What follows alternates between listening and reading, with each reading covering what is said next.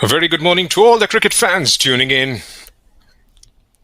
It's been a bit of a delayed start with the wet outfield. A huge shout out to all the groundsmen who have been able to get the ground back into very good playing conditions. The news is out from the centre. Cook Islands have won the toss and have elected to bat first. This is Junaid Ahmed, and I'll be alongside for both the innings in first of the two T20 internationals between Japan and Cook Islands. Last time, probably the only time these two teams have met so far, it was in the Tri-Series that recently concluded. Japan getting the better of Cook Islands in that game.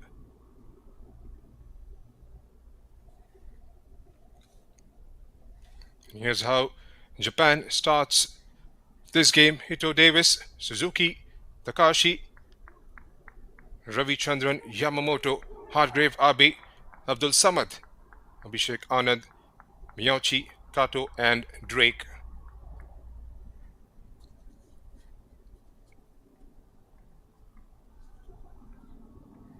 For Cook Islands, Mutai, Dixon, Parima, Ave Parima, Mara Ave, the skipper, Taylor, Paani Viola, James Pickering, Dixon, Kavana, and Denny.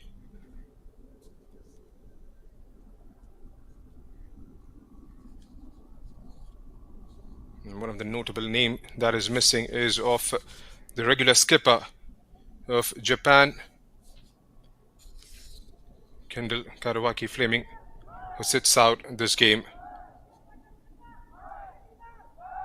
That did feature in the finals he played the other day against Thailand.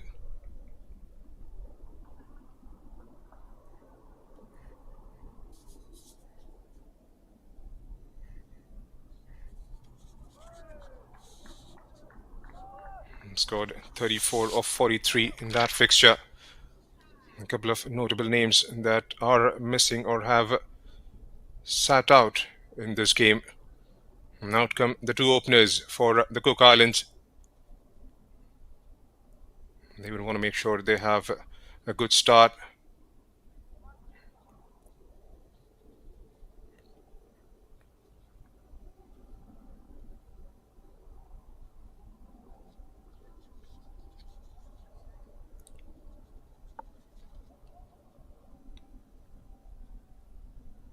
Scored 106 batting first the other day. Japan lost out to Thailand by 6 wickets. Taniyama and Ravi and Kendall doing the bulk of the scoring. And couldn't quite defend that target they've set up.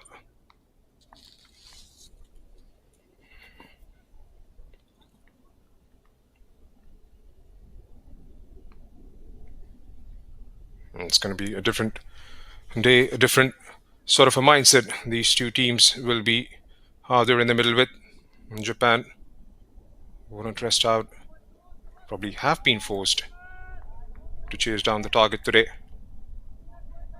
And Cook Islands, they need partnerships, and that is something they clearly lacked when these two teams met.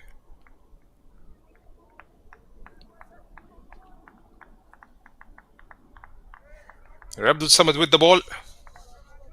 Dixon and Parima, the two batsmen for Cook Islands, waiting for the umpire's signal to get things moving.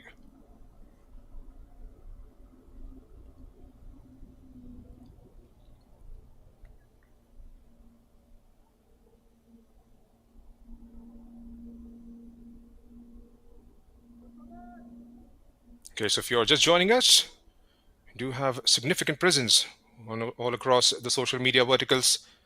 The Japan Cricket Association, do consider following us or subscribing. Twitter, Facebook, Instagram, and the YouTube channel.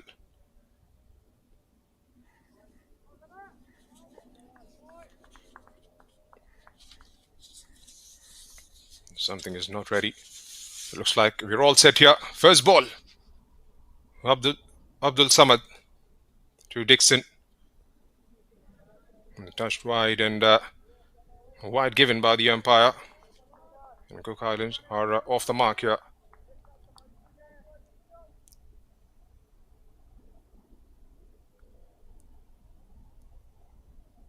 Rocks into the back foot. Couldn't quite pierce that gap, and again that power play would be absolutely crucial. And Cook Islands would want to make sure they get off to a very good start here.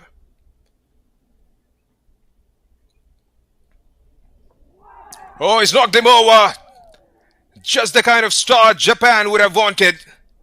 I'm not quite sure if he wanted to leave that completely.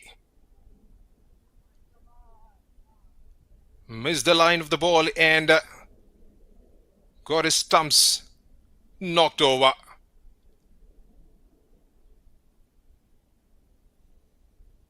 Just not the sort of start Cook Islands would have wanted. A wicket in the very first over. It's a dream start for Abdul Samad.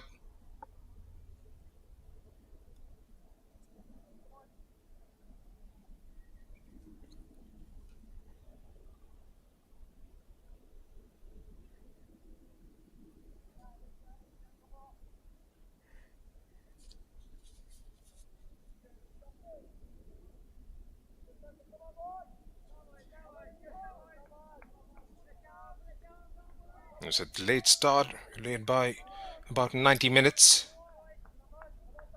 Players have been sitting out there in the dugouts, waiting for the opportunity to arrive, the moment to go out there in the middle. And out comes Hava Parima to join his brother.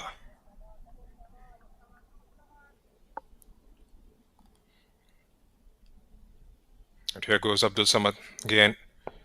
Again a touch shorter. Played back to the bowler. You've got to be watchful. And sometimes a delayed start, the wet conditions might just get the ball to stuck a bit.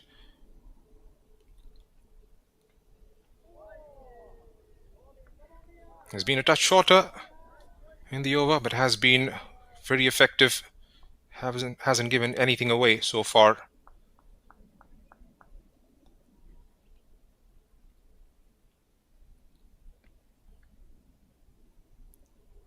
A touch fuller in the air.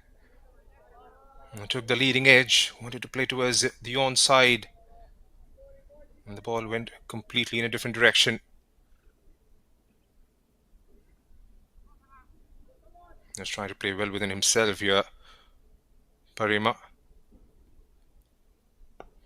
And it goes big towards the onside. There's a fielder down there in the deep. It'll only be a single. Definitely a show of intent there. A run off the last ball coming off the bat, and that concludes the first over from Abdul Samad. It's 2 for 1, Cook Islands.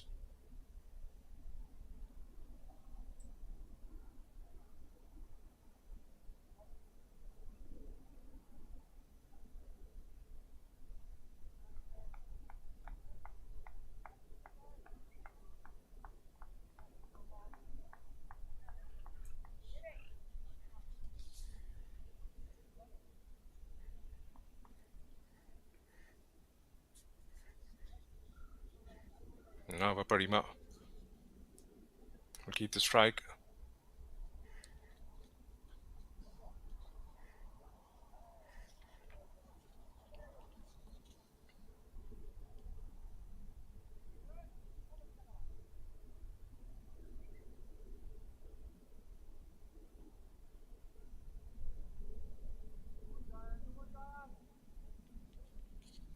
I want to make sure they start, try and build on a good partnership here. And just the starters, that foundation is going to be absolutely critical from their perspective. And just the kind of start Abdul Samad had in the previous over. Wide to start off with for Drake.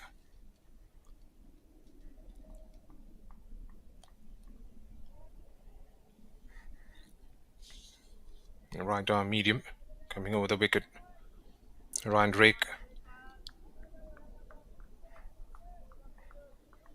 The Japan side is being led by Declan Suzuki this game.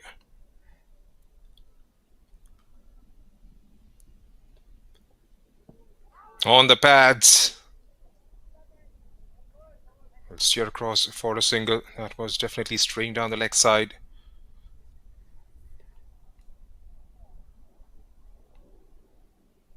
Leg bye has been given.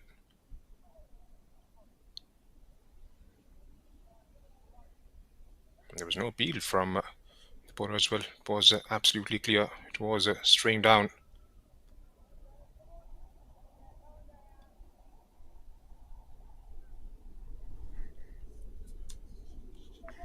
That brings Thomas Parima on the strike.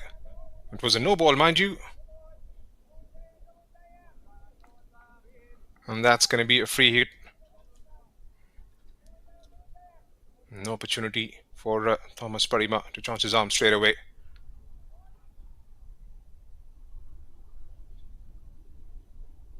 And here goes Drake. And trying to pick it on towards the square leg region. And it's not a legal delivery. The free hit stays. He'll have to try and get his line right, Ryan Drake. Don't want to concede freebies early on.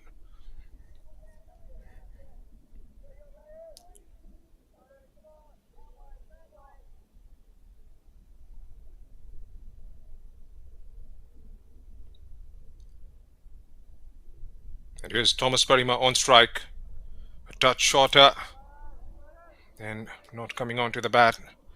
Was trying to heave it towards the mid-wicket region. Missed the line of the ball completely.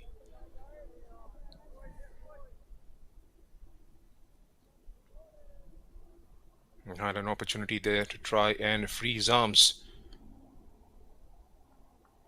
That wasn't being presented with a lot of looseness. Extras have come.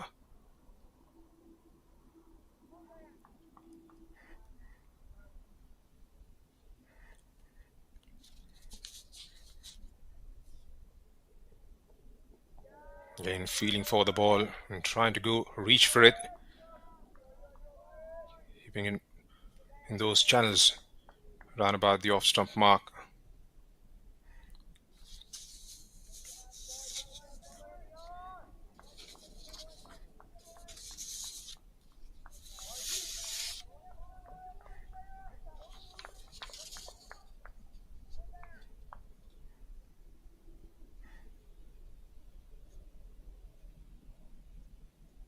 Here's Ryan, a touch shorter, and provides that bit of a space to rock onto the back foot and try to play it backward off the point.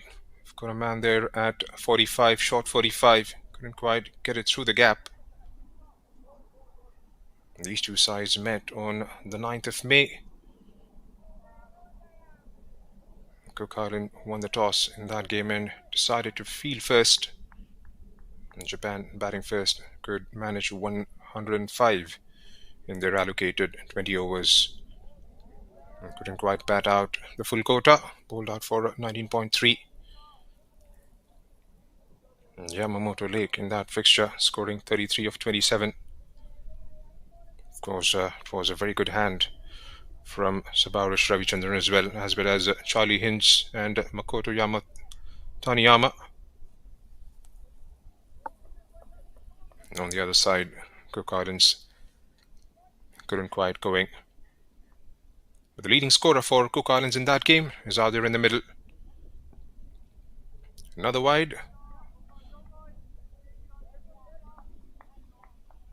The runs have come only in extras in this over so far. It's been a very long over from Ryan Drake.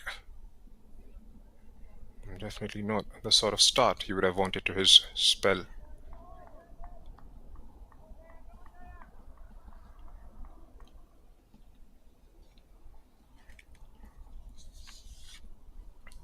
And here goes Ryan. And again, straying in line. He's trying to target those pads and hasn't been effective so far.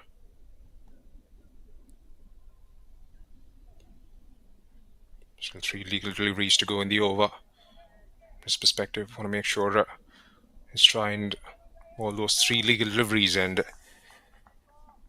see this over through.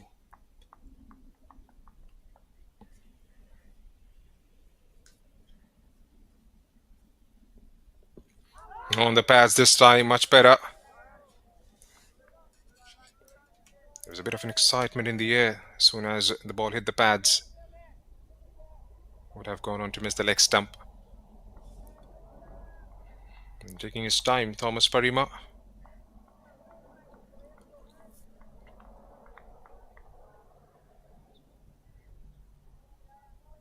Okay, the first 6 overs would be absolutely crucial from the batting perspective. Want to make sure exploit those fielding restrictions in their advantage. A touch shorter, and again couldn't quite pierce the gap. Bowling well within himself, and according to the field, we've got a packed offside field here for Thomas Parima. Ryan Drake hasn't given anything away other than the extras he's conceded so far.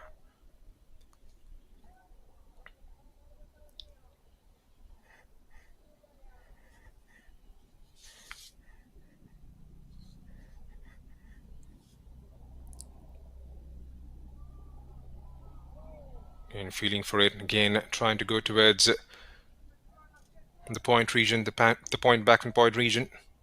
Couldn't quite get the contact this time. So that ends the over.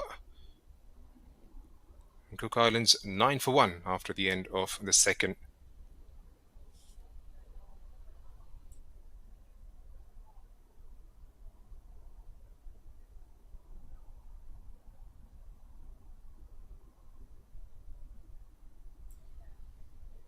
For all the viewers for tuning in, do consider subscribing to our channel, as well as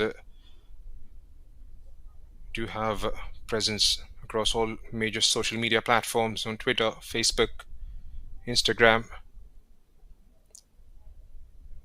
Do consider following or subscribing the social media platforms of Japan Cricket Association for all the news updates on what's going on in Japan cricket.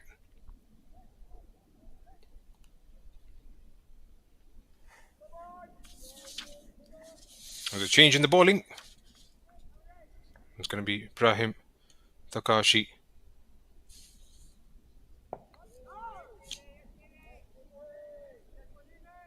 And trying to go towards the offside.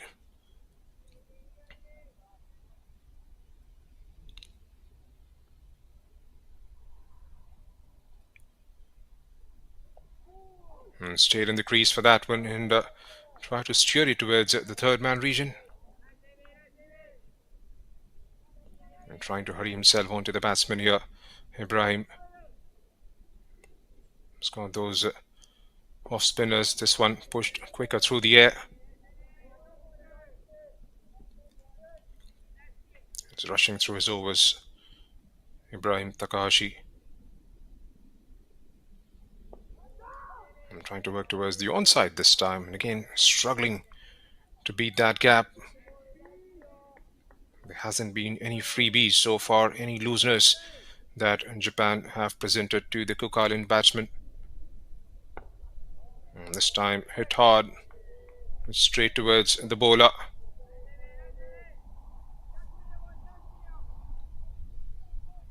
And 5 dots in a row. Something's got to give here. And again, rocks onto the back foot. Gets a thickish part of the bat, goes straight down. Only be a single. And that ends a very good over, a very good start for Ibrahim Takahashi. After 3 overs, it's 10 for 1.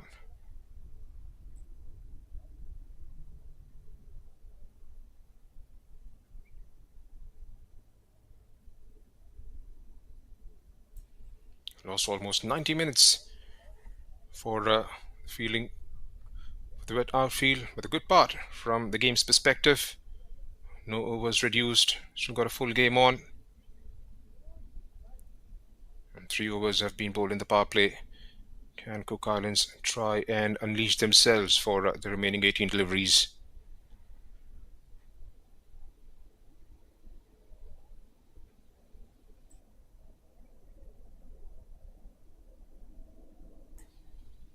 And the captain gets himself on. Declan Suzuki leading this game in the absence of Kendall Kadawaki Fleming. And here goes Declan. Down the track, worked away towards the onside.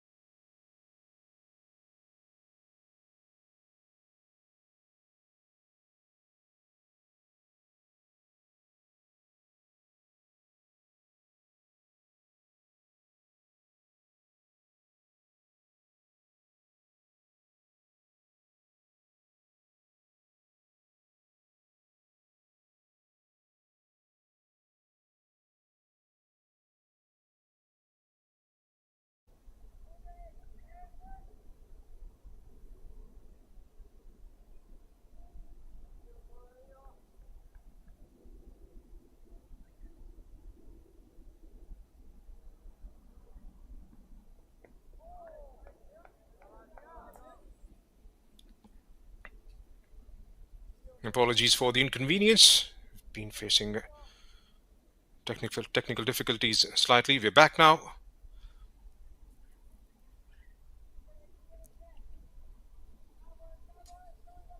The first ball was helped towards the onside for a 4, the first of the innings. And that's followed up with a wide down the leg side.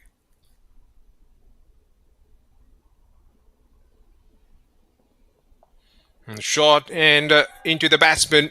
Helped away towards the deep backward square. That's gone all the way for a maximum. And Parimana has got to move on here. And there you have a look at it. And that was asking to be hit.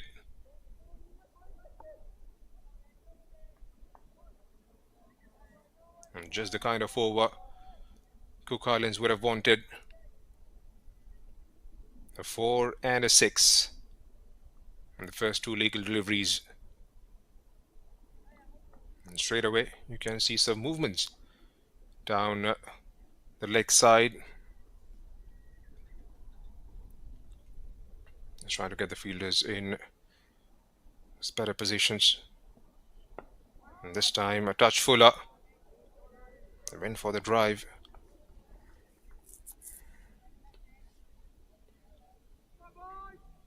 A couple of those shots might have given him a lot of confidence going on in the innings.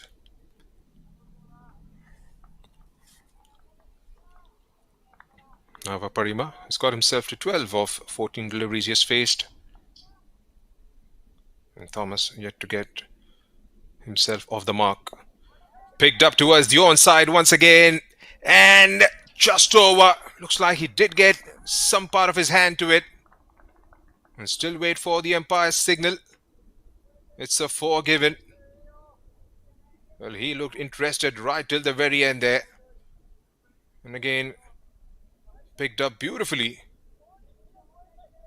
He might have been in with a chance here.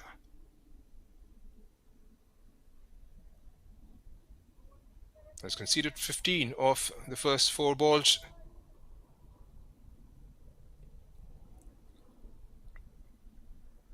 Again, that line is bowling into his arc. This is much better. He's conceded a wide, but he's tried to stay away from that shot that Ravi Parima has played so well in this over.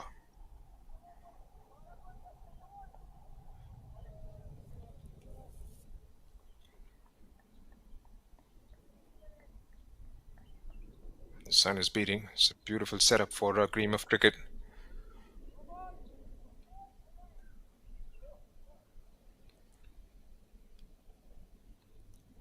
Here goes Declan. Again, just lets it through.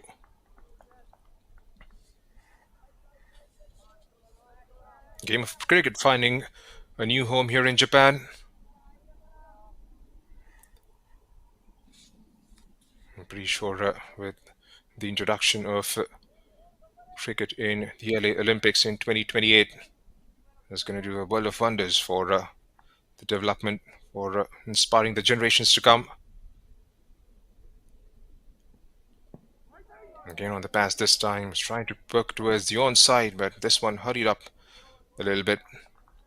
And that brings us to the end of the over. 4 completed. It's 26 for the loss of 1 wicket.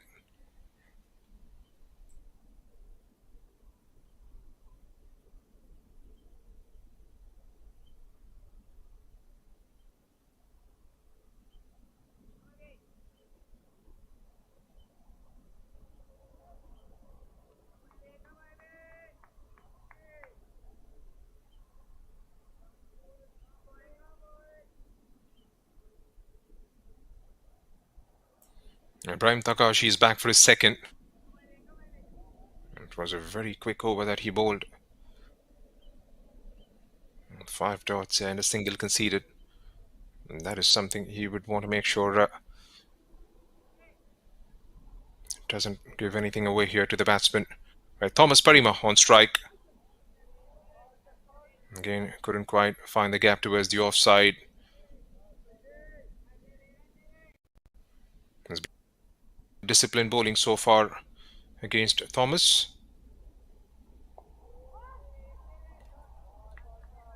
Doesn't try to do anything fancy here, just kept it pretty simple. He's bowled wicket to wicket, but has been very disciplined in all the 8 legal deliveries he has bowled. And this time goes down the track and straight down, and that has gone all the way for a maximum. As clean as you like. He waited and waited and waited. It was definitely within the arc, and he went straight down the ground for a huge 6.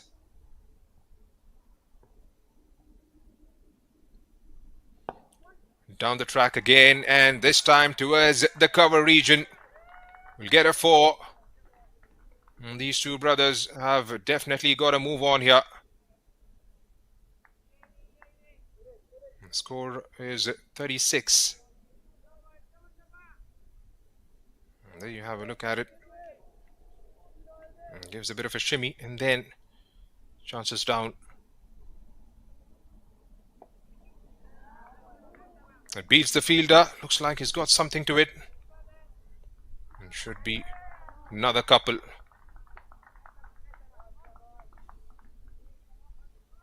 A bit of a commentator's curse. He's been really tidy up until that point, wherein was pitched up in the slot for Thomas Parima. And trying to go over the offside. Beats the field. And that's another boundary.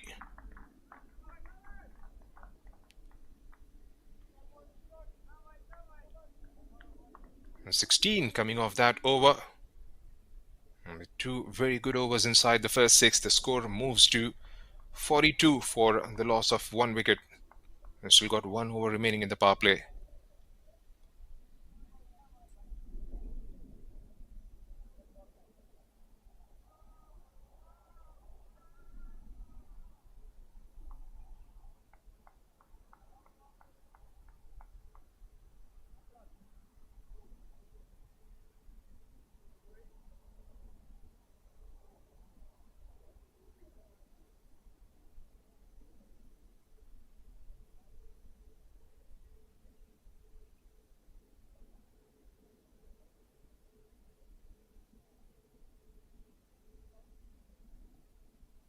Declan deciding to take himself off. He's got Abdul Samad back in the fray. Picked up wicket in the very first over. Can he try and contain these 2 batsmen?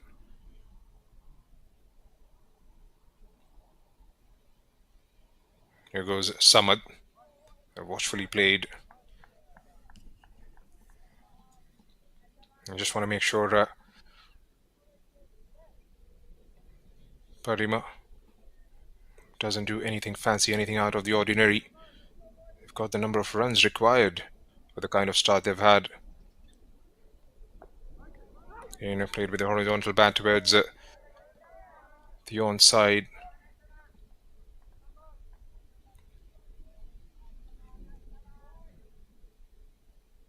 It's a good partnership developing.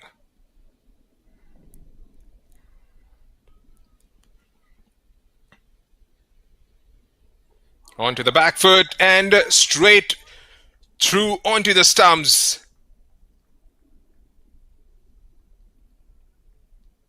I did something similar in the very first over. This time, much better.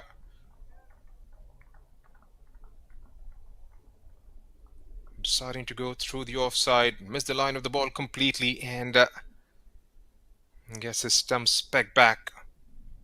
However, Parima departs for a well-played hand of 16. And Cook Islands lose their second wicket with 42 runs on the board.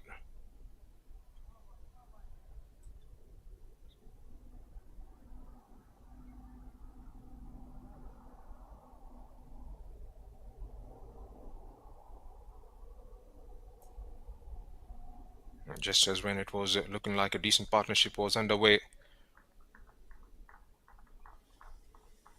Cook Islands losing a very important wicket of the said batsman of Parima. And that brings the skipper, Mara Ave, into the middle.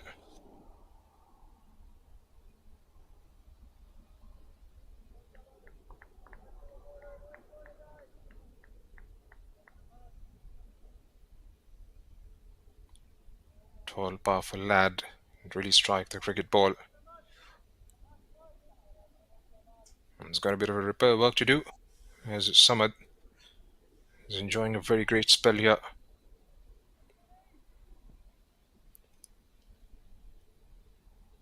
2 for 2 is what he's managed into his second over. Watchfully played towards the offside, getting to the pitch of the ball. Just prods it forward.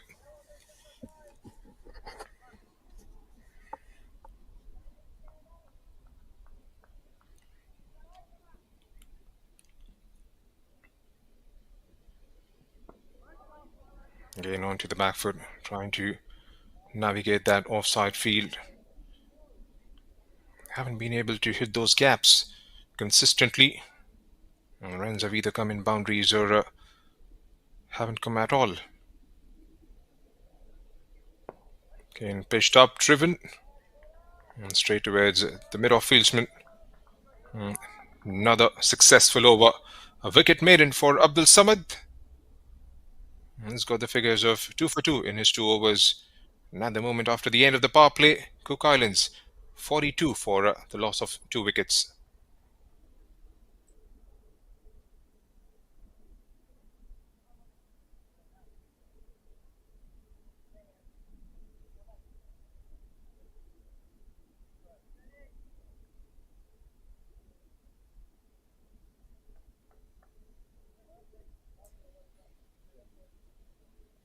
It's been a good start for Cook Islands, especially those 2 overs wherein they got the bulk of the scoring.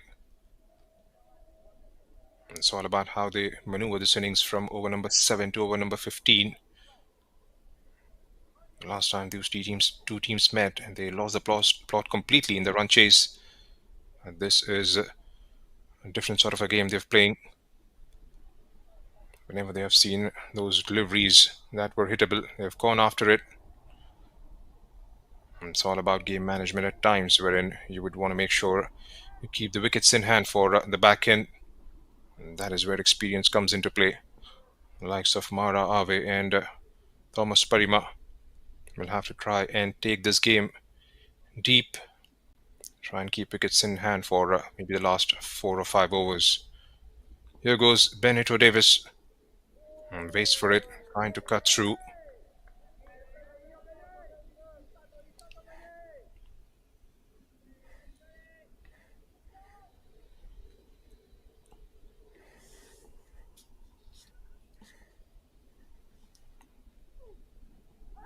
On the pad straight away and given.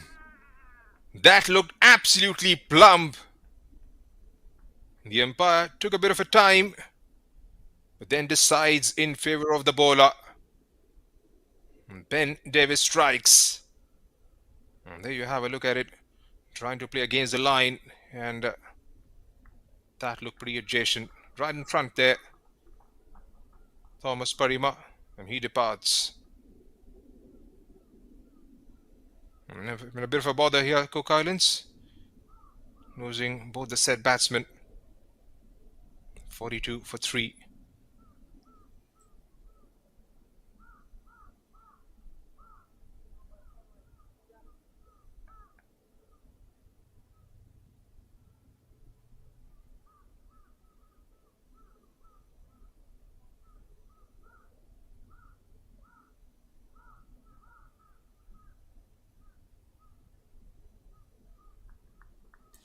And both these sides played in the East Asia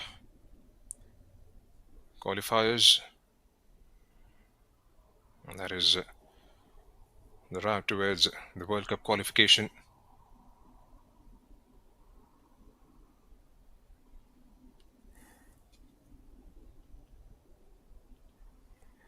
East Asia Pacific regional qualifier, should I be saying.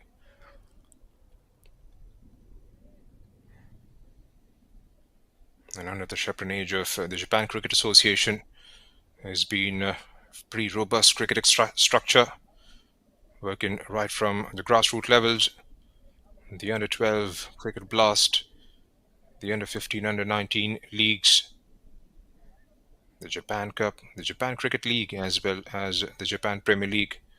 Japan Cricket League plays across different formats, the 40 overs, 20 overs, and the T10. The JCL and the JPL are the most important in terms of the international selections.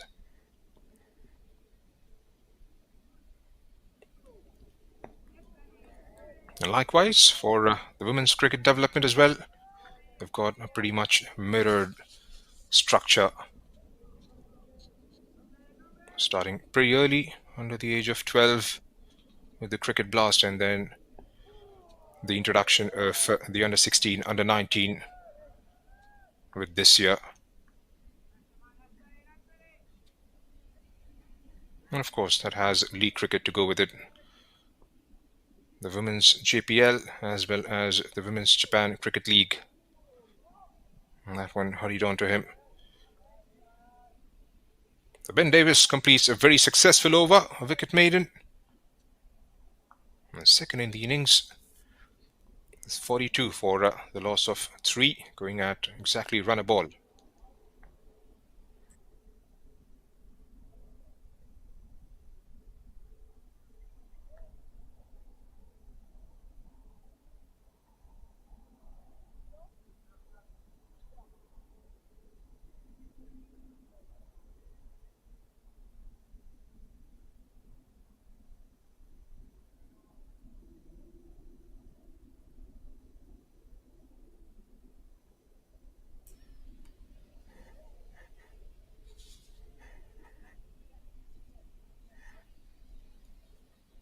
Ibrahim is back for his third over. It's taken to absolute cleaners in his second. Emara Ave on strike. And pitched up again, driven. Desperate dive there by the cover fieldsman. Are they going to come back for the second? Easily done in the end. The throw was right on top of the bails, but he was back pretty comfortably.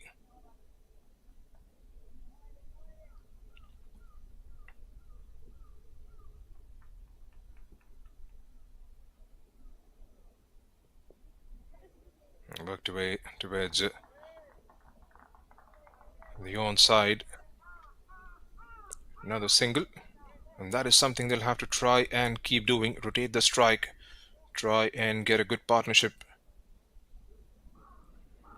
And both these batsmen are just 9 deliveries old combined. And they'll have to try and stretch this out to at least maybe 12, maybe 13th over. And wickets in hand could be absolutely crucial towards the last few overs in the innings.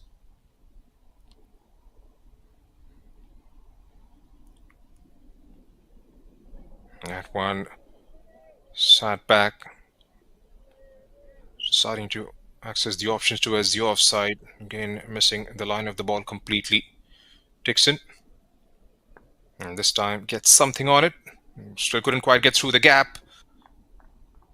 Was trying to help it onto the stumps there, Ibrahim.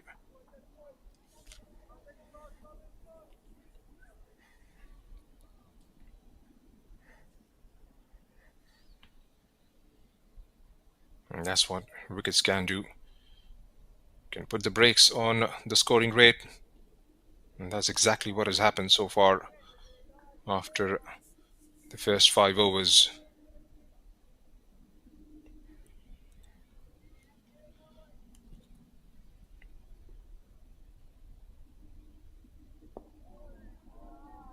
Again, pretty disciplined, maintaining a very good line and length, not allowing the batsman to attack. And that concludes a very decent over for Ibrahim Takahashi.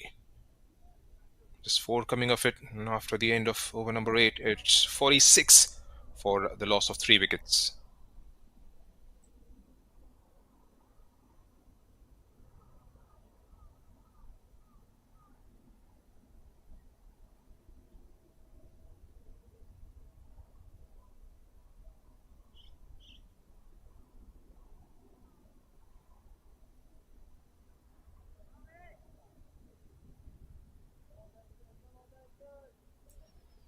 Benito Davis is back for his second over.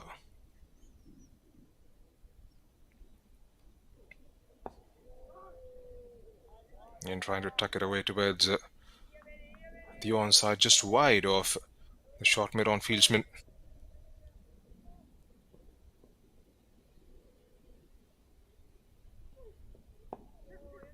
And this time, gets across. Chance for a direct hit. And that is something both these batsmen will have to try and keep doing. Ball in and ball out. They haven't been presented with a lot of looseness.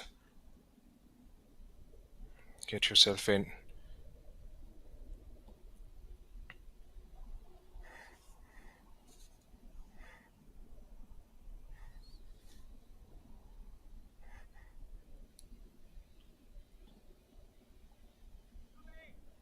The captain on strike. And just 3 of 7. Here goes Ben down the track. Checked his shot in the end.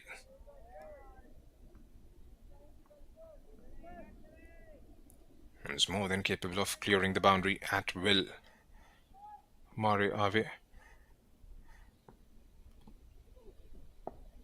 And again, beautifully balled.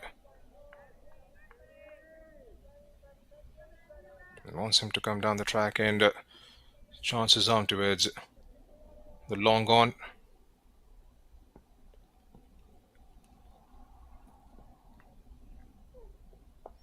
And goes towards the mid-wicket region.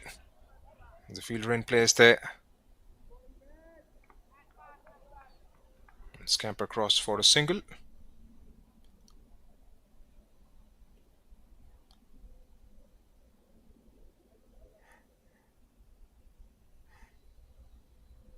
And that brings Hayden Dixon. Corey Dixon, beg your pardon, on strike. And beautifully played towards the long on for a single.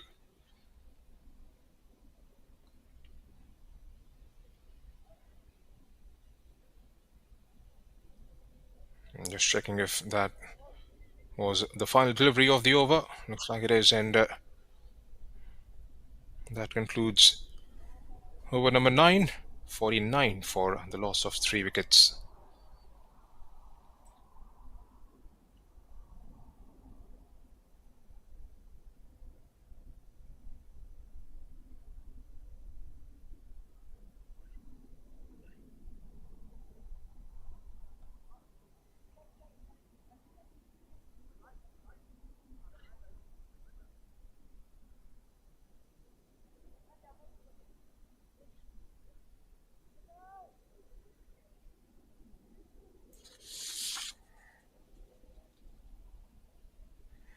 Sabarish Ravi Chandran introduced for the first time.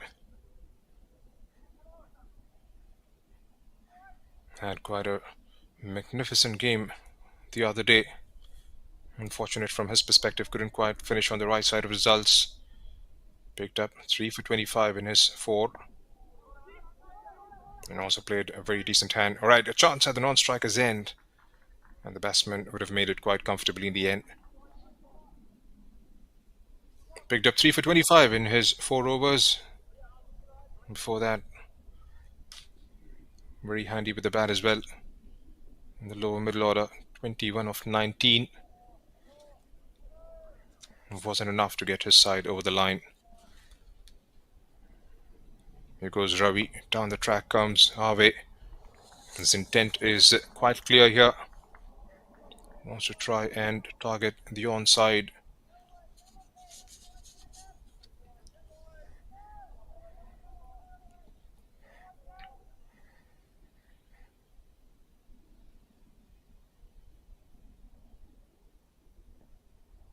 It was beautifully bowled. And try to play from within the crease.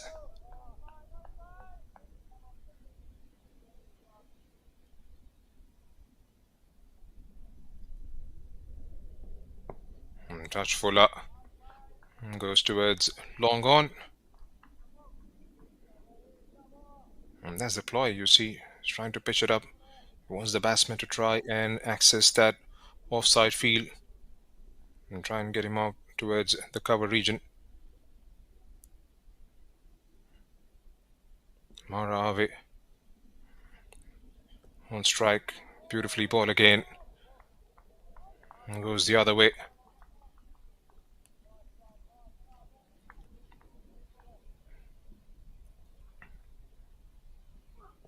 Down the track, waits for it.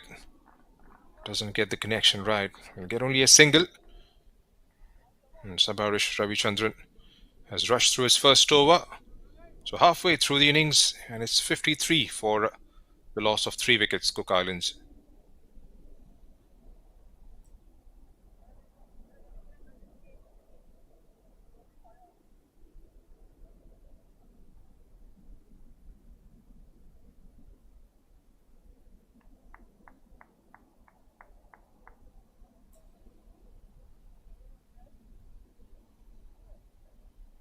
There you have the look at the projected score.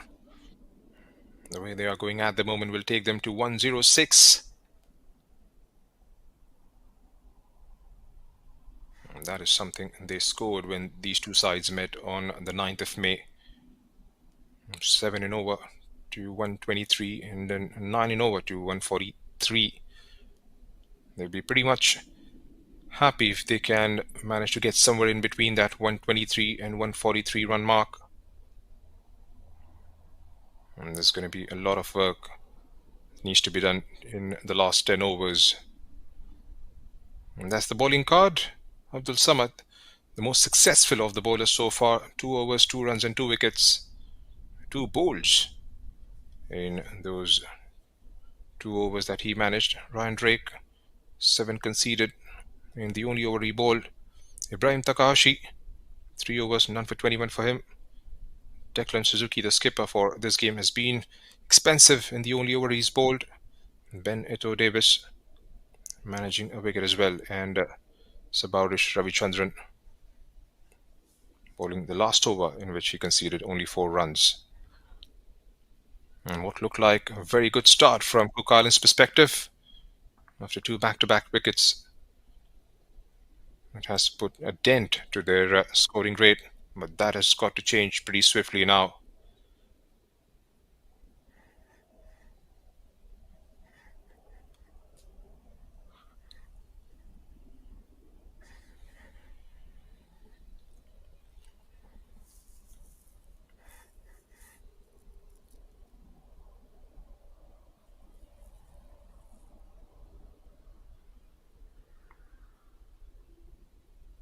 Kept things tight, haven't conceded anything.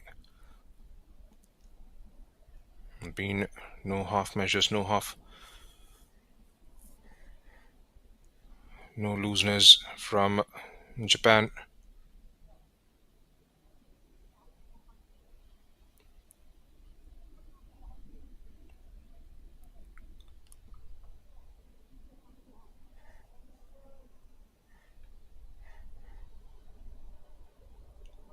Right, Mara Ave is on strike.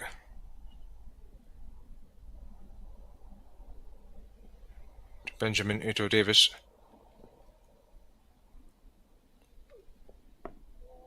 Again, watchfully played. It's got the fieldsman protecting that single. The cover fieldsmen have moved in a couple of yards inside and work towards the mid-wicket region. That should be stopped, but not before they scamper across for a couple.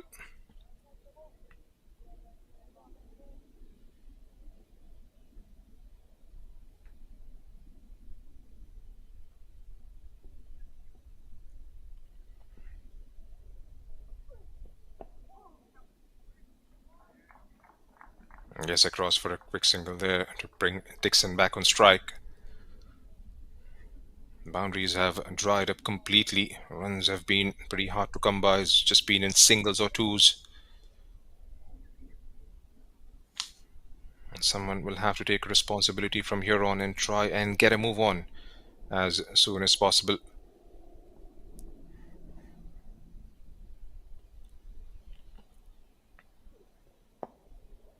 And straight back to the bowler.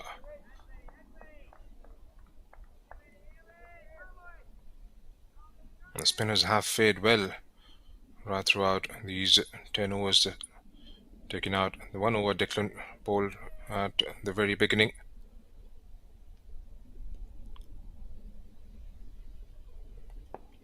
Again, heaves it towards the mid-wicket region. It's going to come back for a second. It does eventually. And well run there.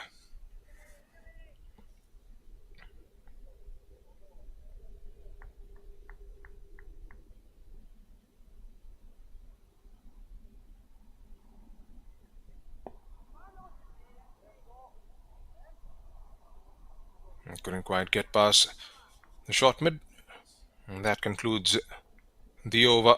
11 gone. It's 58 for the loss of 3 wickets.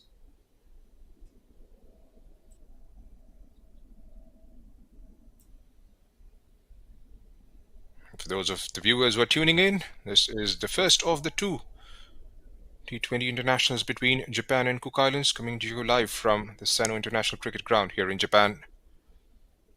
And for all the viewers who've tuned up on the YouTube channel, do consider subscribing. We've got a social media presence across the different verticals on Twitter, Facebook, Instagram. Do consider following for all the news and updates from the Japan cricket. Games down the track and yokes himself there, Mara Ave. Ravi Chandran into his second over.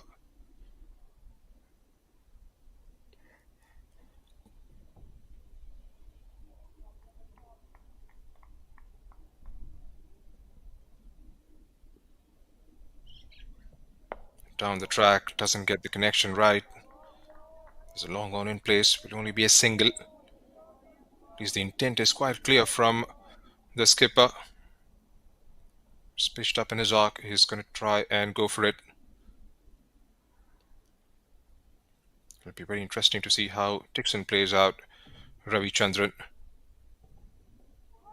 He's missed the ball completely. The keeper is up there, and that has been given. Is being given out stumped. Doesn't seem to be entirely convinced with that. That's all over. The innings is over. Might have just lost his balance and he was shell-shocked. Brilliant work done by Wataru Miyachi. Corey Dixon's innings has come to a halt. Cook Islands lose their 4th wicket with 59 runs on the board.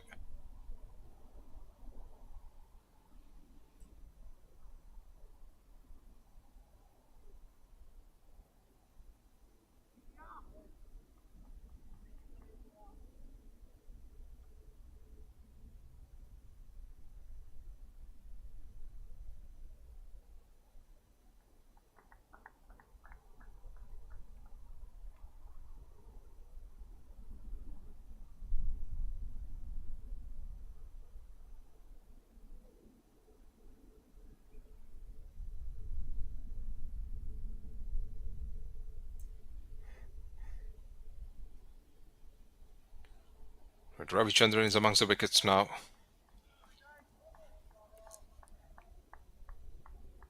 One thing's for sure, if you give him a bit of a sniff in the innings, it's going to be a very difficult bowler to deal with. But Denny joins the captain. It was a bit doubtful there, but the fielder couldn't quite grab the ball cleanly.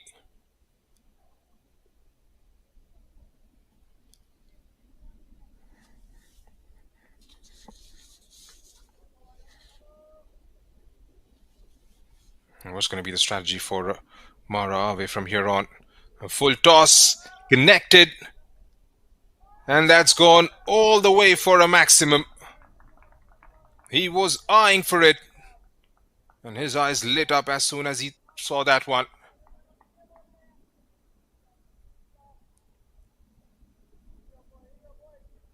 Ravi Chandran. Mara away. It was going just in one direction. Last ball of the over, watchfully played, and that concludes over number 12. It's 66 for the loss of 4 wickets, going at 5.5 runs in over.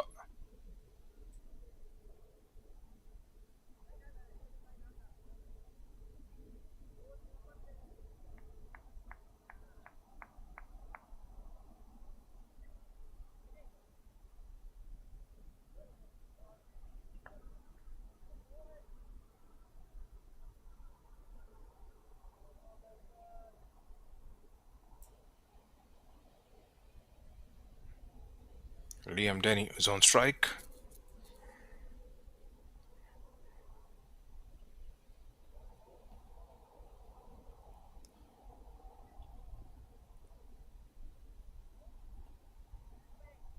It's going to be very important how Liam plays out from here.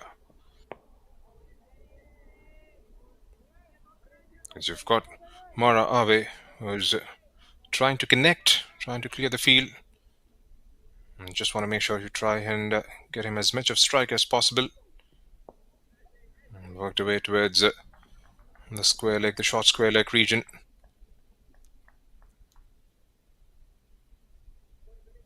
Get the captain back on strike. From Cook Harlin's perspective, he'll have to bat his way through. He's got all the potential, all the capabilities of going big. And down the track and checks his shot.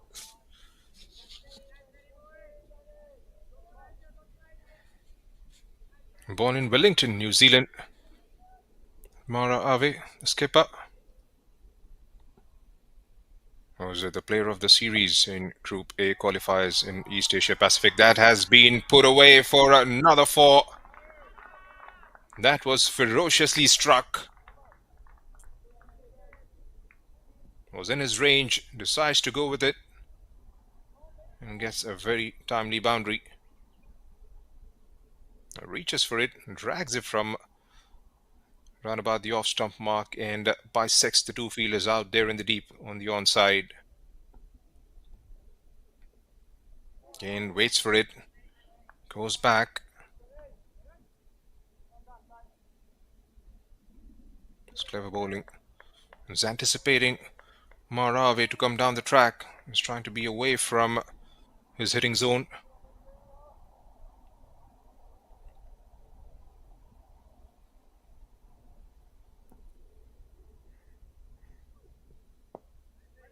Onto the back foot, and another single to end the over. It's a very good spell bowled by Benjamin Ito Davis. 1 for 14 is what he's managed in his 4 overs.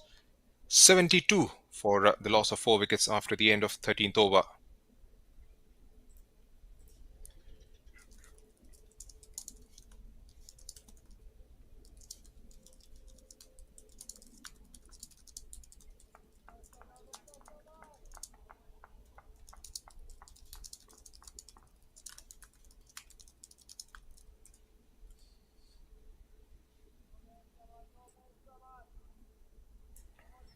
They've done well to launch a very decent platform from here on. And it's going to be all about how they manage to see out another 2 or 3 very crucial overs.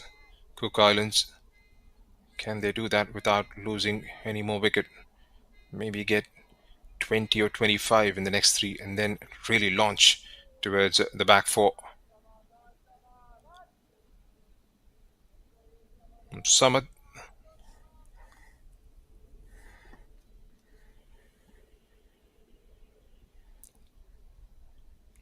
His third over. Again, dances down the track and Yorks himself. We get a single.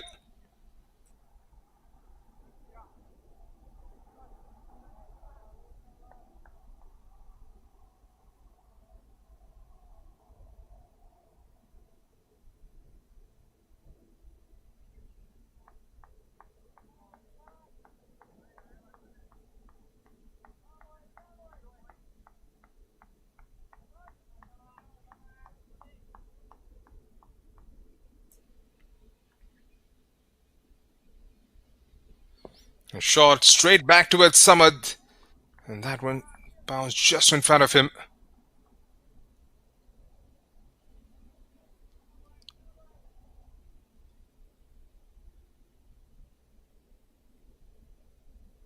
And the plan from Dini's perspective should be to try and get that single, get himself on the other end, and give as much strike as possible towards to the main man, who's been batting on 22, faced 26 deliveries,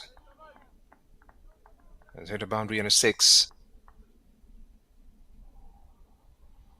And he's got to come big in the last 6 overs. Here's Samad towards Mara.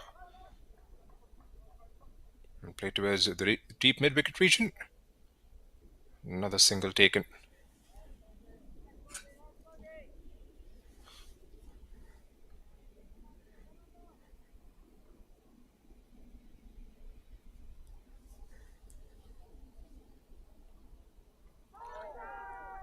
He's whipped the bails off.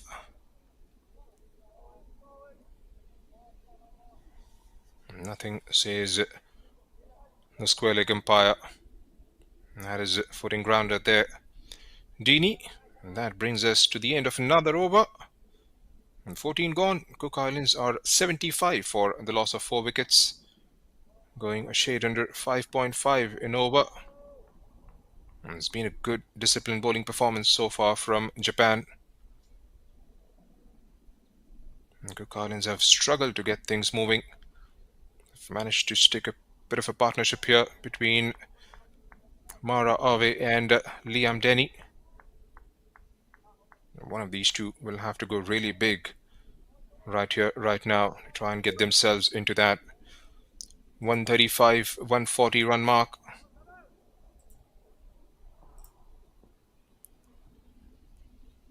As Ravi Chandran comes dancing down.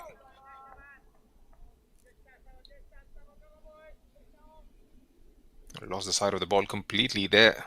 Was fielded at the short mid-wicket. And trying to be a bit cheeky and doesn't quite successfully scoop it. Another very good start to the over from Sabaurish Ravi Chandran.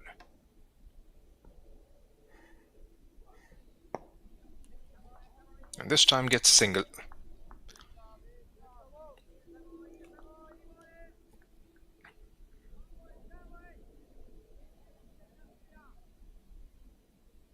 Things can swiftly change in this format of the game.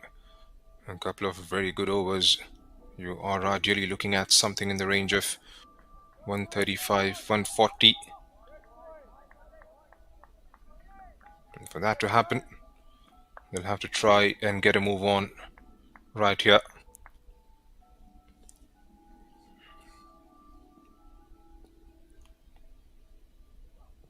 A touch shorter, picked up, and straight into the hands of the fieldsman at mid-wicket. He was eyeing that region. Had hit a 6 before, but not this time. And shorter from Sabaurish Ravi Chandran. He's trying to pick out a spot there. Doesn't get the distance as well as the elevation So the captain departs for a well-made 24. Was trying to hold his innings together. Couldn't quite happen. Number 5 departs for Cook Islands with just 77 on the board. Still got 5 overs to play.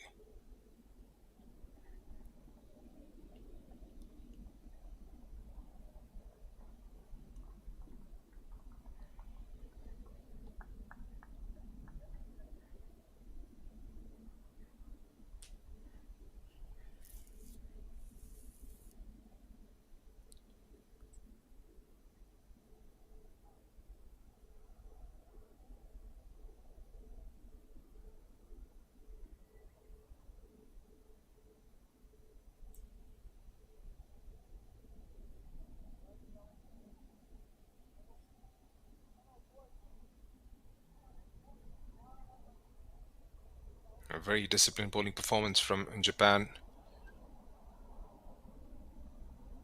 All the spinners coming to party. 2 for Samad, 2 for Ravi Chandran.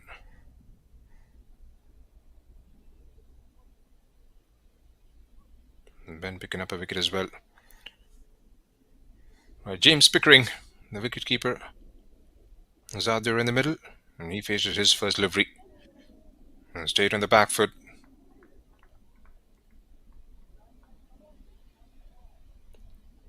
And that concludes another successful over from Japan's perspective. 15 gone, 77 for the loss of 5 wickets.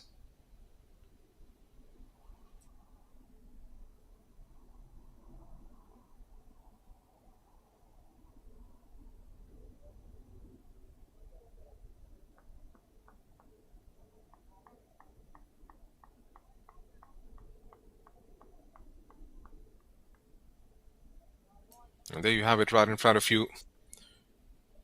The current run rate will take them to 104, and 7 and over to 113, 9 and over to 123.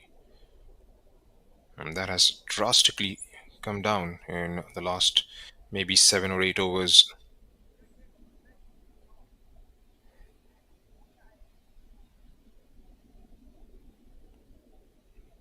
And 120 from here on, they will surely be taking it.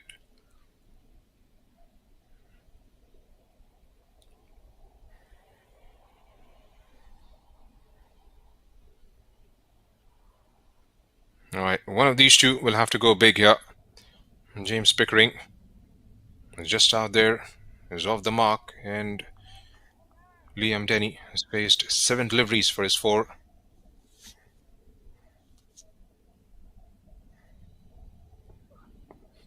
It's a perfect start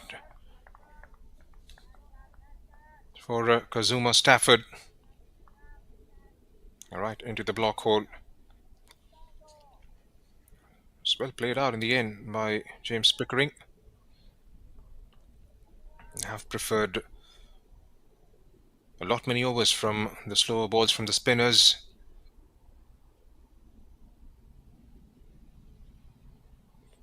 Here goes Kato once again. Again, beautifully ball, just leaving the left-hander.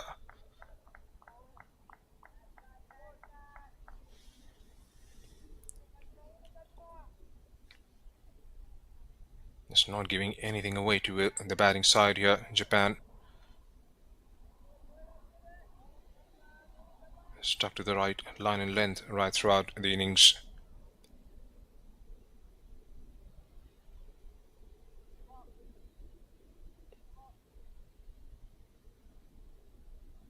It looks like there's a change in the field. Declan Suzuki has come up.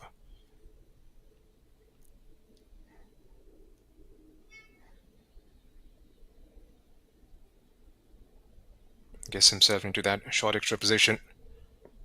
Again, slower ball, starting to run through for a single. And does a good job in the follow-up.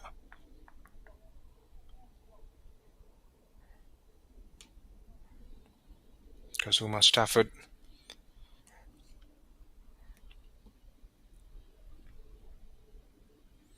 Three dot balls in the over. And that is something Cook Islands cannot afford at this stage of the game. and ready into the 16th over. And they haven't got much to show on the board. And this time the angle taking it towards the leg stump. Has he got something on the way through? We'll have to wait for the umpire's signal. And leg bite signal.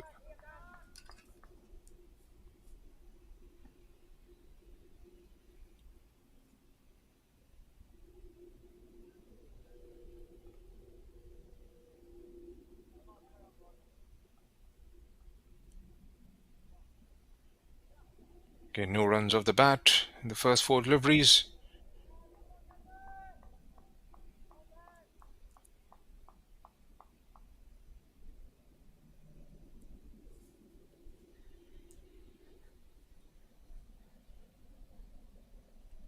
Kazuma.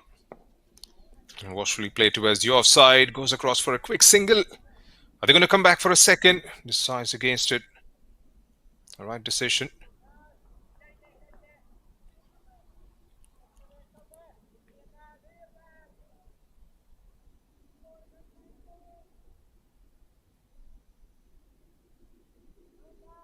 Innings has a bit of a momentum post the 10th over. Barring those 2 big blows struck by the skipper, wrapped on the pads. A shake of the head from the umpire. The bowler was pretty much convinced, but looked like from the flush that it was going on to miss the leg stump. And that was close for sure. There you have the umpire signaling it was definitely going to take the ball away from the angle with which he had bowled at. Another good over from Japan. 81 for 5 after the end of 16th.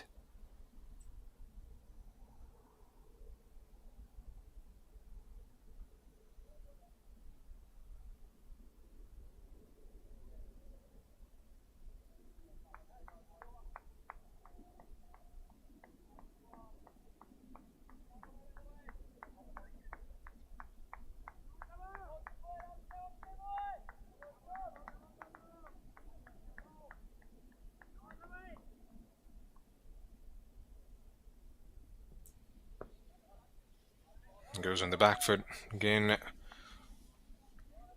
Struggled to get the ball through the gaps right throughout the innings.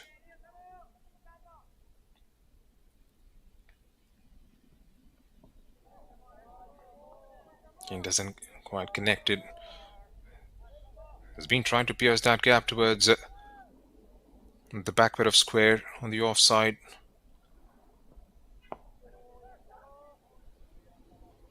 He's bowling it much slower through the air. Ravi Chandran has been pretty difficult to get away, barring a couple of blows that were hit against him.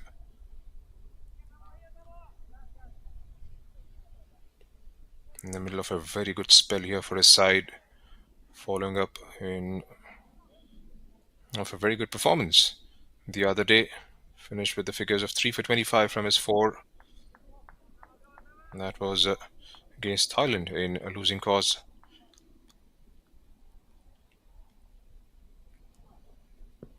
On the pads, and given by the umpire.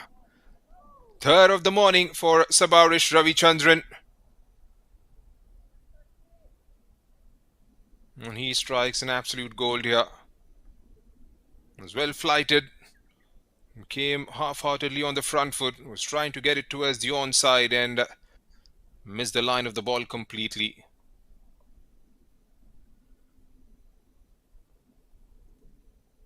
Wicket number 6 goes for Cook Islands with just 82 runs on the board.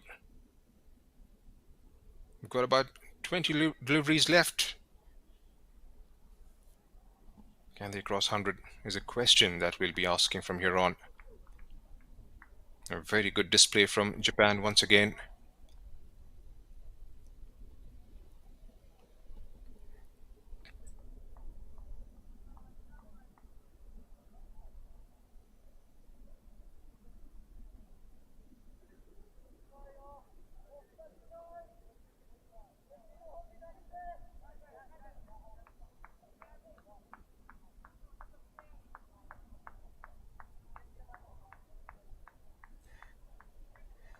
Right, Milton Kavanagh is the new man in.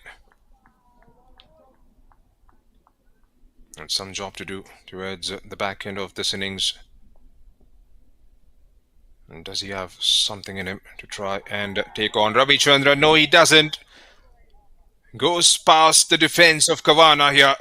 Wicket number 4 for Sabarish Ravi Chandran. That one came into the batsman. And played from within the crease and had no option whatsoever. Misses the ball and has his stump spec back. Golden Duck takes a long walk back. 82 for 7.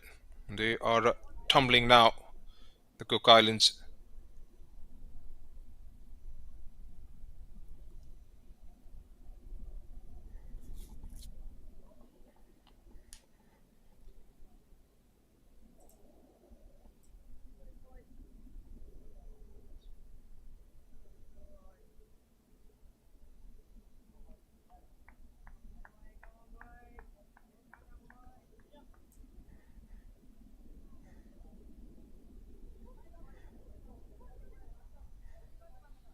Looks like it's Oscar Taylor who's out there in the middle.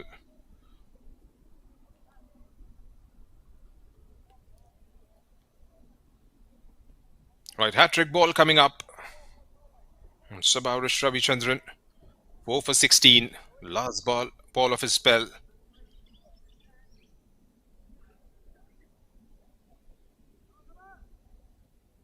Right, hat-trick ball. Ravi Chandran, Taylor the man on strike. Watchfully played. Could have gone with the field further up. Decides against it.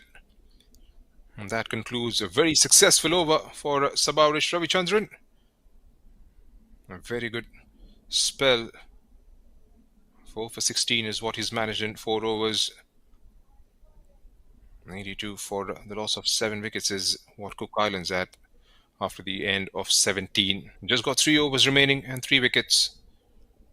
From Japan's perspective, just want to make sure they knock these tail end off and try and chase something under 100.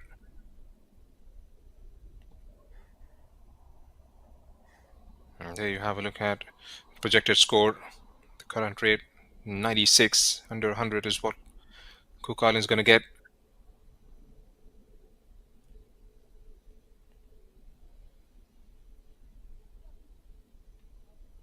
They want to make sure they get bat on ball and try and take those 18 singles available. Still will take some doing. It's been really hard to get these bowlers away. Barring a couple of overs or maybe 3, has been very difficult going for Cook Islands in this innings. Here goes Ibrahim.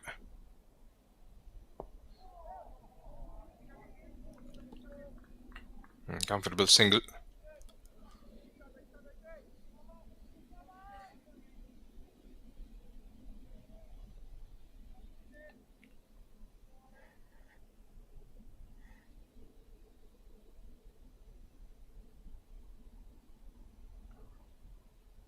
And here's Oscar.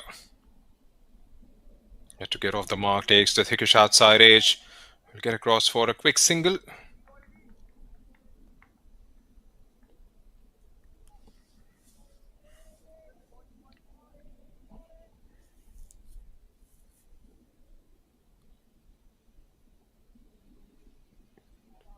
And cuts. Again, couldn't quite find that gap. Back foot of point.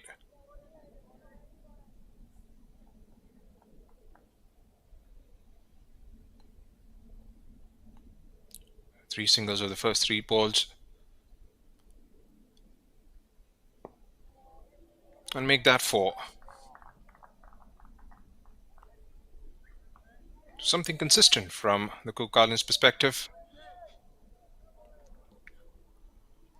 And partnership has been a problem for them, barring that second wicket partnership between the Parima brothers.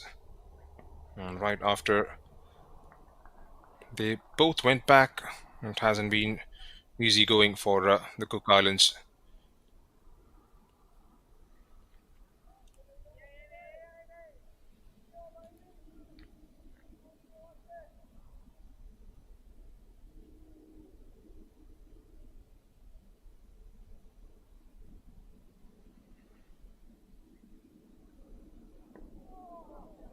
Yes, well ball.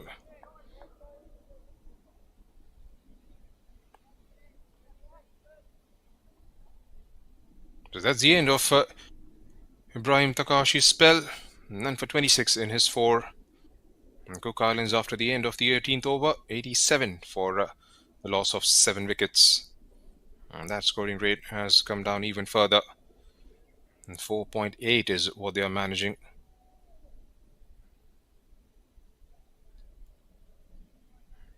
Question is how many runs on the board they'll be comfortable with defending.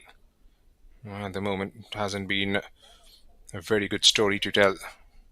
Struggling to get past the 3-figure mark. Like I said, it's a very interesting format of the game. In 2 very good overs, things can change. But that'll take some doing. As Samad has bowled exceptionally well, and here's here to run things off.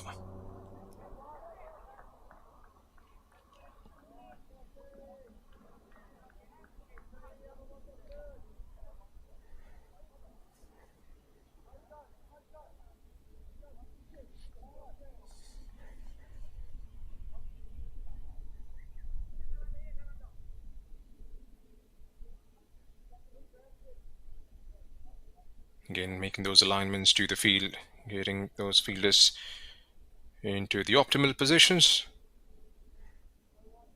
Wataru Miyauchi making some adjustments towards the offside. Want to make sure they try and cut down the gaps. A touch shorter, a touch quicker. It doesn't deter the batsman from getting across for a single. And something's got to give you. 3 wickets in hand, 10 deliveries to go. A couple of boundaries, a couple of sixes maybe.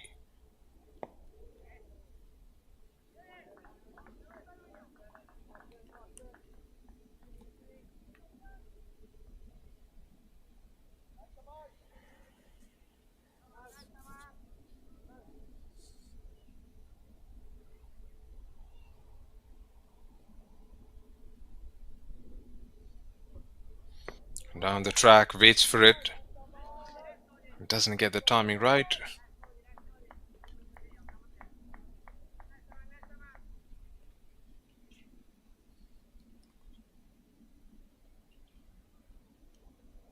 It's been very good bowling performance from Abdul Samad. And 2 is the call. There's a chance for a run out and easily done in the end. He was running towards the danger end. It was a good flat throw towards the keeper. An easy collection and knocks the bails. He was set off.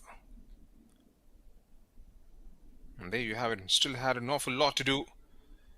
Wataru Miyauchi does well in the end. Oscar Taylor departs. He's the 8th wicket to fall for the Cook Islands. 91 for 8, beg your pardon. Still got 1 delivery to go in the over and 1 more over to come after this.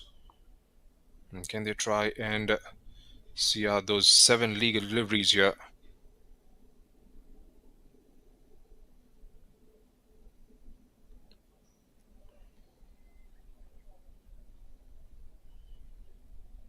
A bit of a subdued batting performance. They'll have to believe in themselves when they come out to defend that.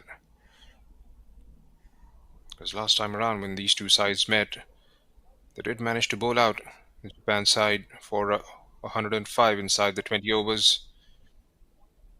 Still got 7 deliveries left. Can they try and make them count and get some runs on the board?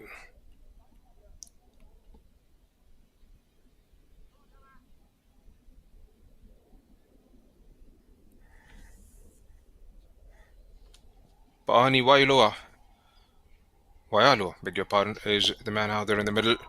Heave towards the mid wicket, into the gap, and a desperate dive there from the fieldsman. Couldn't quite stop the ball from going into the fence. 4 very good runs to start the innings. Paani.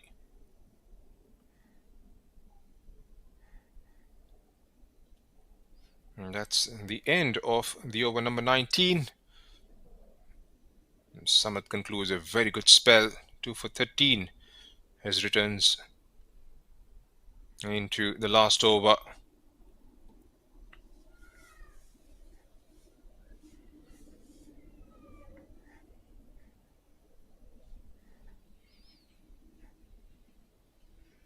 The way he's bowled his first over, there was no surprise he's going to get one more to conclude this innings. Kazuma, Stafford, Kato is out there.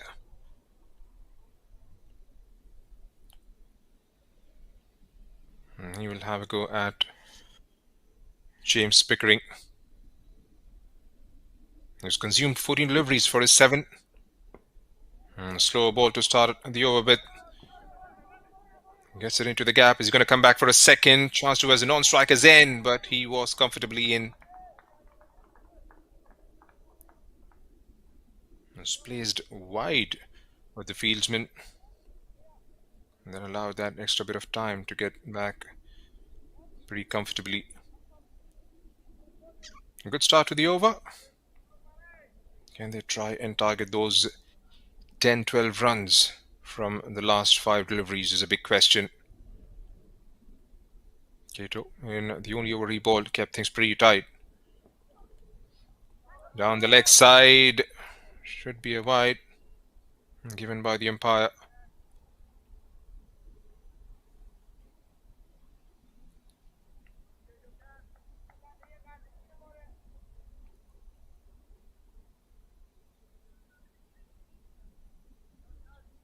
It's a matter of 2 big blows from Cook Island's point of view. He's had quite a few sighters in those 15 deliveries. James Pickering. Can he try and pick out a spot here? There goes Kato. And again, slower. The length was good. The line was perfect. Mixing up really well here.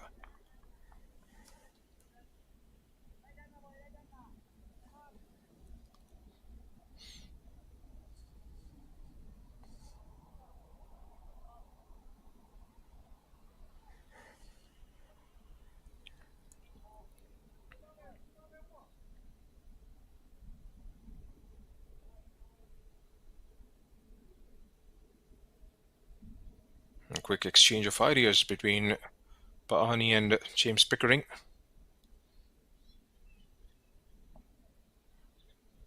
I'm pretty sure the instructions would have been to try and get after the bowling. No brainers to that. Goes without saying. You'll have to try and get as many as possible in the last 4 deliveries. Just got 1 batsman sitting in the dugout. They'll have to have something to bowl at when they come out. Goes straight down, and here's the stumps. Chance at the non-striker's end. And takes out, approves the stumps.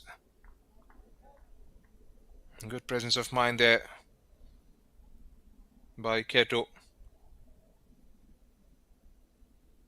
That was struck straight as an arrow. It was already done backing up and couldn't quite get back in time. So number 9 departs with 99 on the board. Still got 3 deliveries to go in the innings.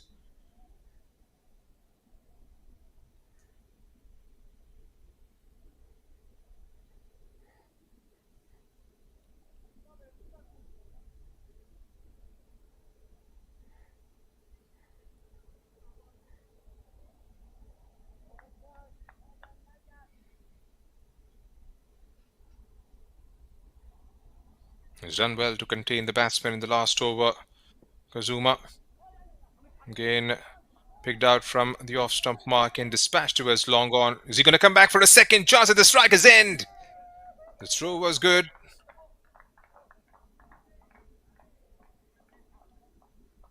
was well back in time. Pani.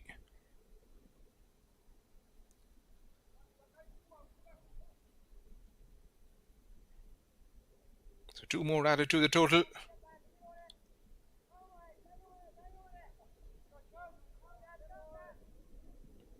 They've got themselves over the 3-figure mark here. And access the offside field this time. It'll only be a single.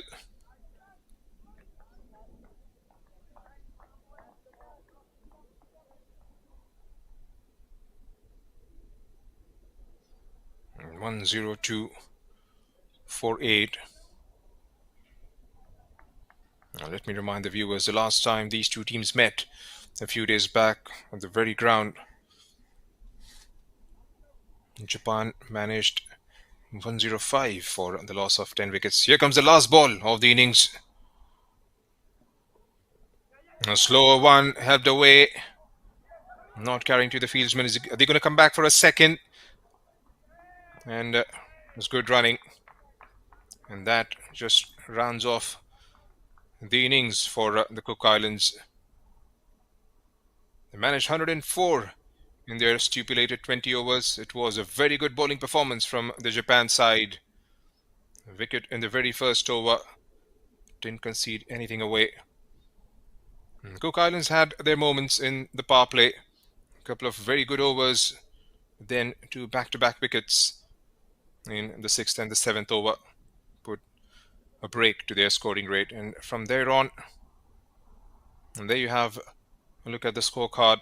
Hayden Dixon getting out bowled in the very first over to Abdul Samad. Nave Parima and Thomas Parima getting 16 apiece.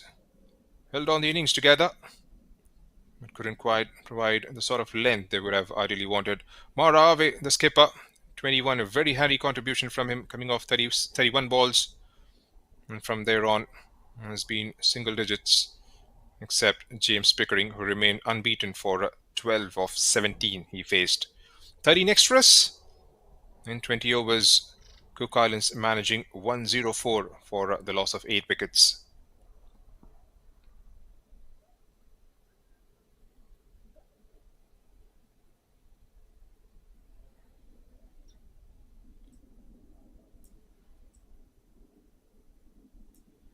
And that's the bowling card for the Japan side.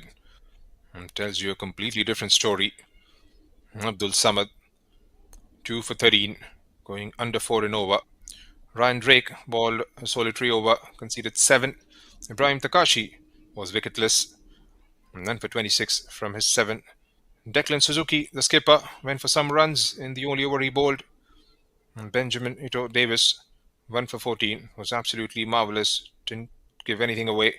And the man who was absolutely brilliant, Sabarish Ravi Chandran, 4 for 16 from 4. Turned the game upside down. And a very good contribution coming in from Kazuma Kato as well. Bowled 2 overs. Bowled the last one, the 20th over. None for 10 from his 2.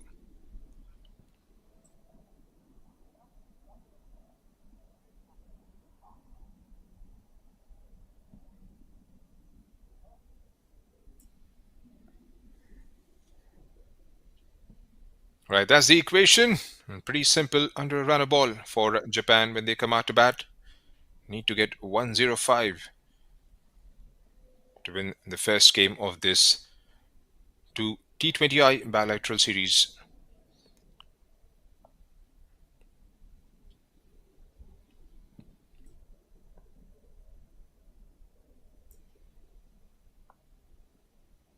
We're going to take a short breather, and we should be back with the action in about a few moments from now.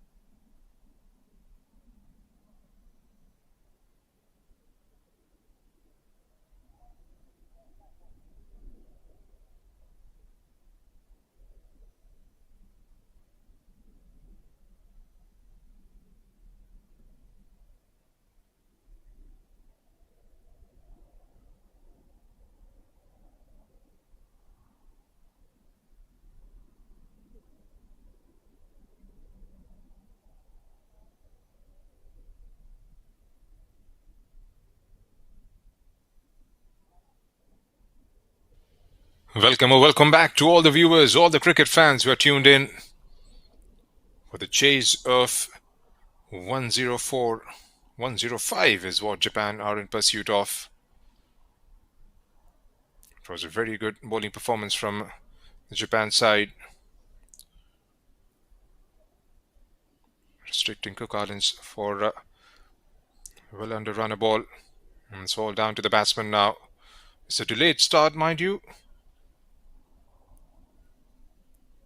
Then, luckily, from the game's perspective, got the full quota of the 20 overs.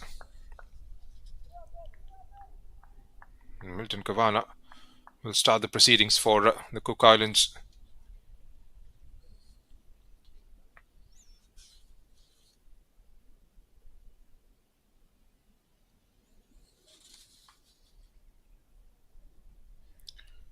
Koji Hargrave Abi, the man on strike.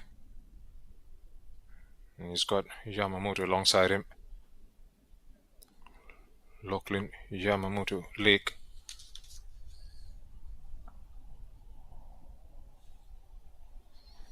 And the last time these two sides met, Yamamoto did the bulk of the scoring, got 33 of 37 deliveries.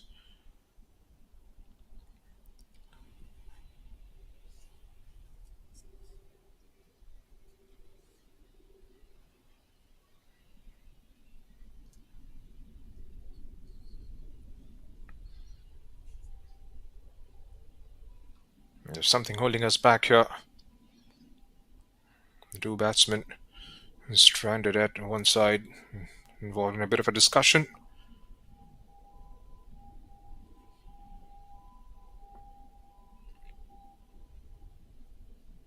There's a complete bowling performance from Japan. The spinners coming to the party. Ravi Chandran picking up 4 wickets. Good display from Abdul Samad Ibrahim Takashi.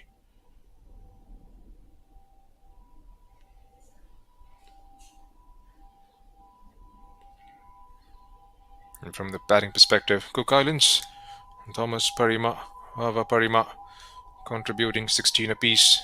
And then the skipper, Mara Ave, adding on another 24.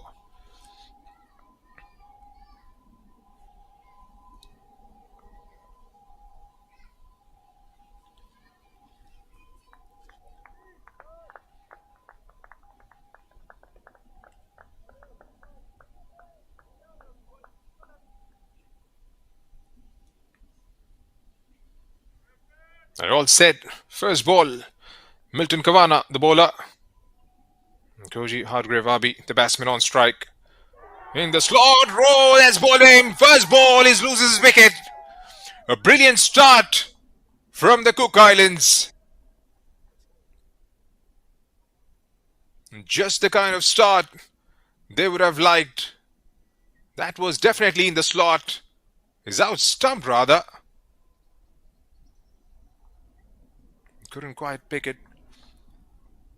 And an easy job in the end for the wicketkeeper James Pickering.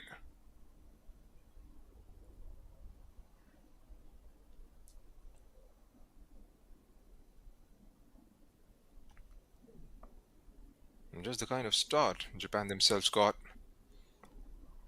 Picked out the opener in the very first over, rather on the second delivery.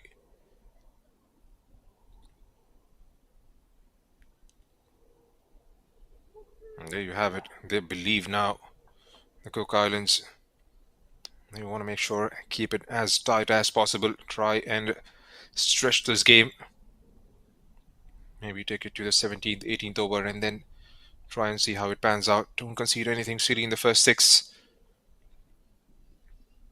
Milton Kavanagh has picked up a wicket of the first ball he's bowled here. And out comes Abhishek Anand, number 3 batsman for the Japan.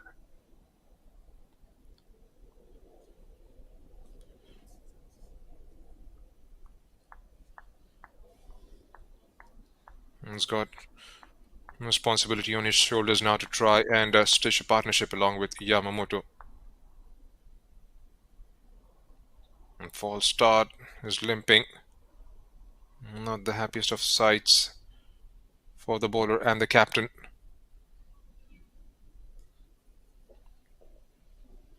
He's struggling to walk here. Milton. We'll have to wait and see if he can continue. I don't think he's in a position. And that's a bit of a setback for the Cook Islands.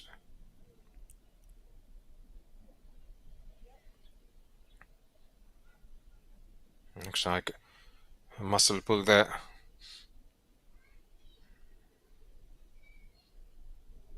Doesn't seem to be comfortable at all. Maybe he's limping. Not quite sure if he's going to come back to take any further part in this innings.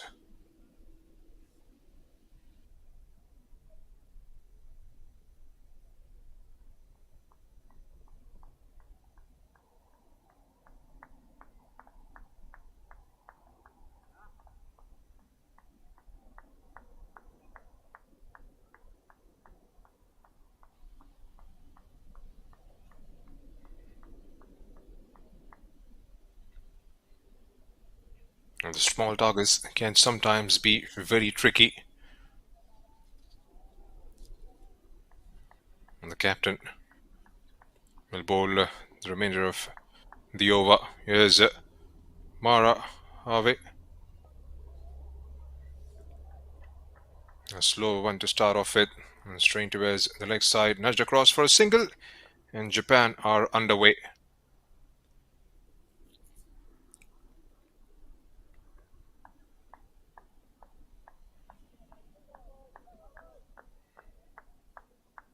And that brings Lachlan Yamamoto on strike for the very first time. And down the track straight away, and then checks his shot. From Japan's perspective, let's try and knock the ball around. They aren't chasing a mammoth target here. And it's going to be all about the game management. Try and get a couple of decent partnerships. Oh, that's straight back to the bowler. What a start this is turning out to be for the Cook Islands. 2 wickets in the very first over. And both the openers back in the hut.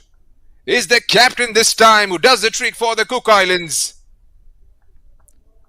Chips down the track and hits it straight back at Mara Harvey, who doesn't disappoint, doesn't make any mistake. And Japan are down to 2 for just 1 run on the board.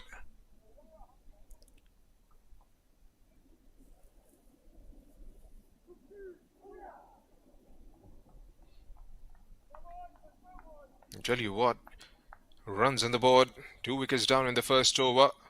And the bowling side would start to believe, and that is something you can have a look at the body language of the Cook Islands side. They are pumped up.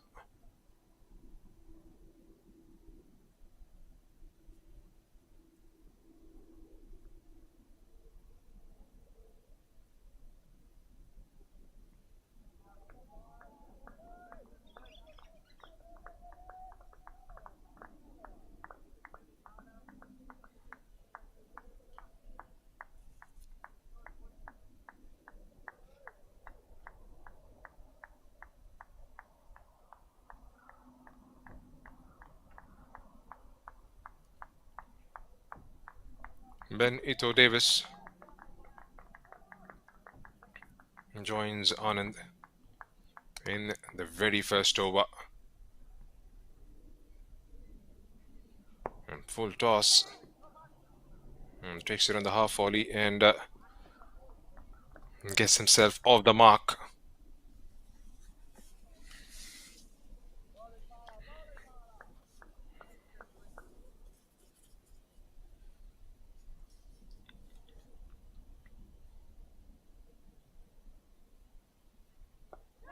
Touch shot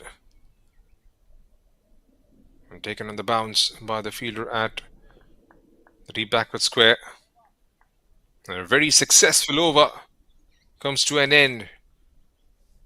3 runs for the loss of 2 wickets for Japan after the end of the first over.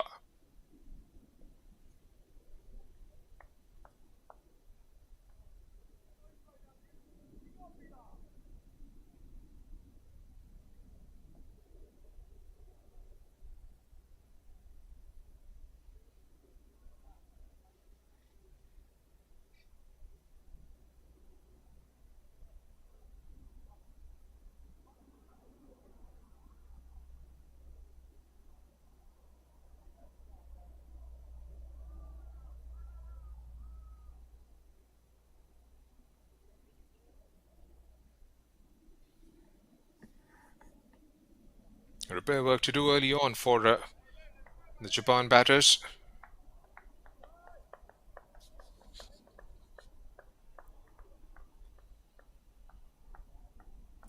Hayden Dixon with his first over.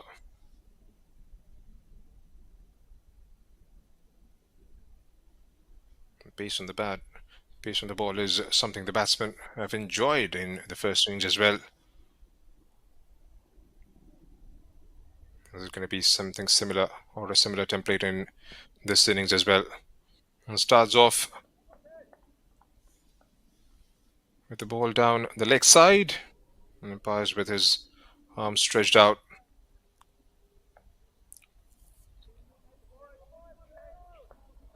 It's a low score to defend. We want to make sure try and keep that discipline. Don't concede anything extra. Let those runs come off the bat. Keep things absolutely try and make the batsman in the air, over the infield, racing down towards the boundary and goes all the way for a 4. And breaking the shackles, Abhishek Anand was in the slot. No half measures there.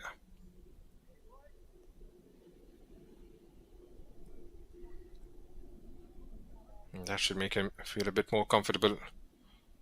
Just 3 deliveries old in the centre, especially when you are 2 wickets down inside the first over. You would want to make sure you try and take the attack to the opponents, and that is something he's trying to do.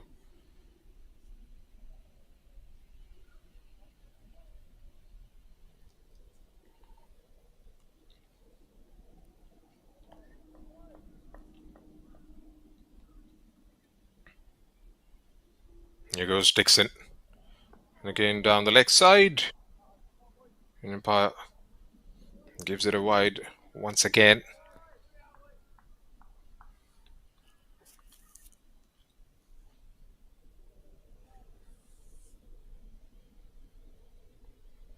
It's a pretty strong batting side in Japan.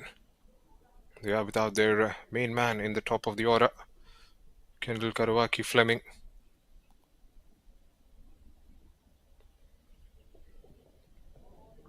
Let's it go through, but will result the same, this time towards the other side of the batsman.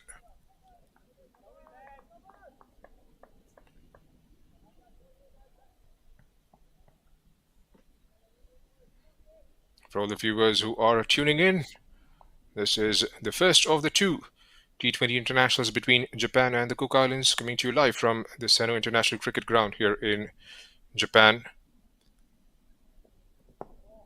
It's watchfully played straight back at the bowler. Game is coming to you live on the Japan Cricket Association YouTube channel and also on the fan code in the Indian subcontinent. We do have a significant presence in the social media. Do join us, do like, subscribe for all the news relating to the Japan cricket.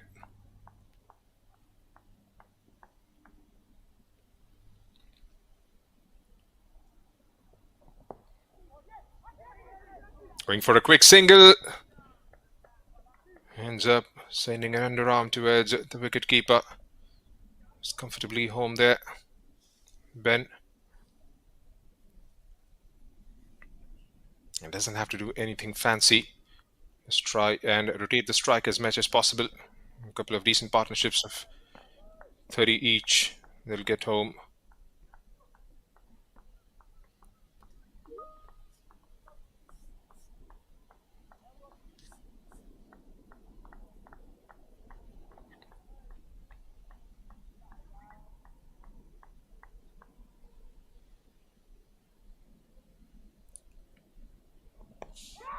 Goes with an expensive drive and taken! Ben Eto Davis departs. And what a start this is turning out to be for the Cook Islands. Well, there you have a look at it. Was in the slot. Decides to go with the drive and brilliantly caught. Maybe a bit of a rush of blood. Early on, he had all the time in the world to try and see out a few overs, maybe. One expansive drive towards the offside, and that brings about his downfall. Number 3 departs for Japan.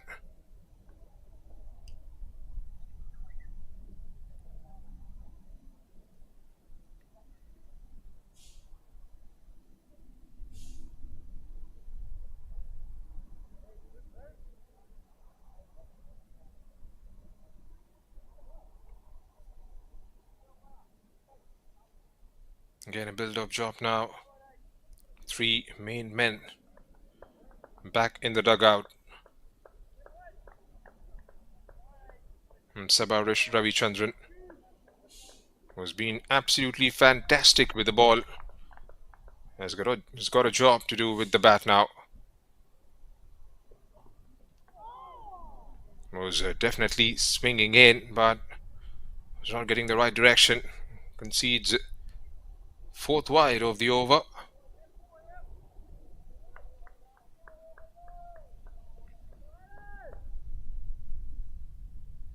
If you can start that sort of a line, that sort of a swing from right about the 5th stump mark, would be an ideal delivery to a right-hander.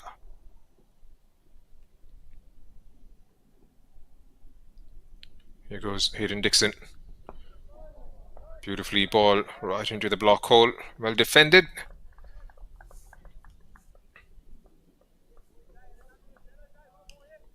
It's been a very long over. 9 deliveries bowled.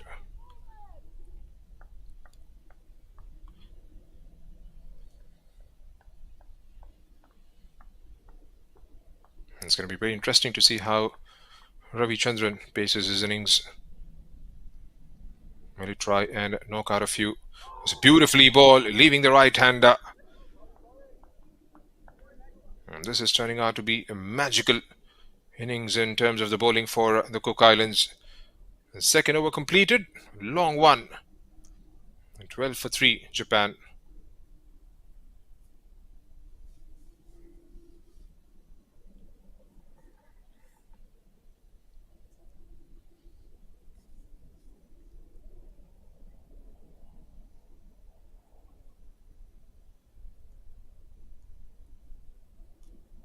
It's going to be Mara Ave, the skipper.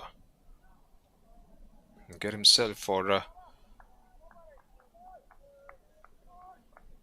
another over. Completed the 5 deliveries post-injury to Milton Kavanagh. He's got Abhishek Anand on strike. A full toss, straight. There's a loud shout there. Nothing says the umpire. I'm not quite sure if that was struck flush onto his pads, or did he get something on the way through?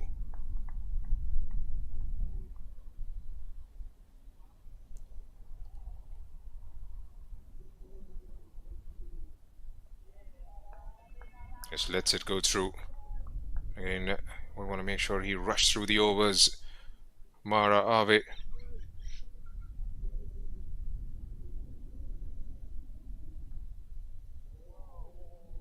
And that's going to be a wide, straight down the leg side.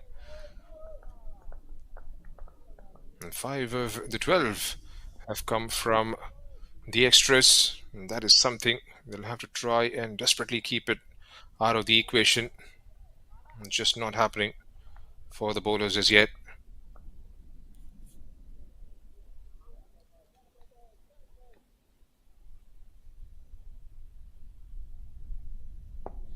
Oh, he goes big this time and clears with utmost ease. We'll have to wait for the umpire's signal.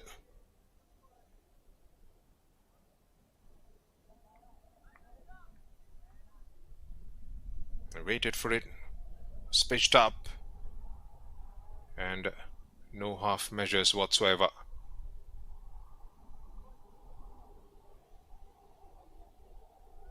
It went on the bounce for signal by the umpire.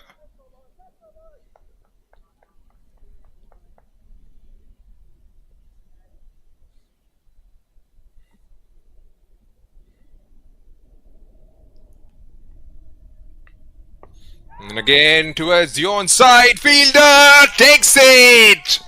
Number 4 departs. Anand, after striking a boundary, trying one shot too many and holds out in the deep. And what a morning this is with the ball for the Cook Islands. Everything going according to the plan for Mara Awe. And tell you what, it's 105 to get. By the way, Japan are going about with their business with the run chase. Not entirely sure what's the ploy at the moment.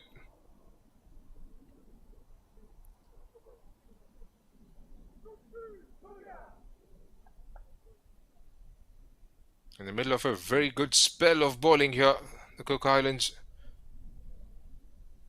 And Japan in desperate need of a partnership. The good thing from their perspective is one of the key figures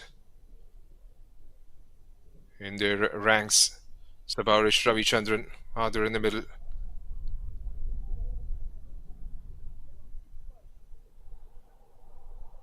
And Declan Suzuki, the skipper, joins Ravi Chandran, and these two will have to do the bulk of the scoring.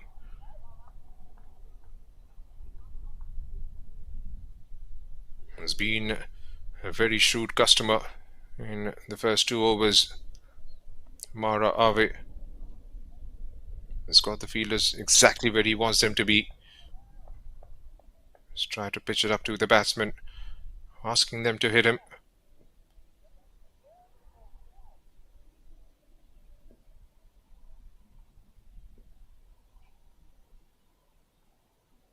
A loopy full toss. Umpire had his right arm stretched. Looks like he's signaled a no ball, and that's going to be 4 runs added to the total. It's going to be a free kick now for the batter.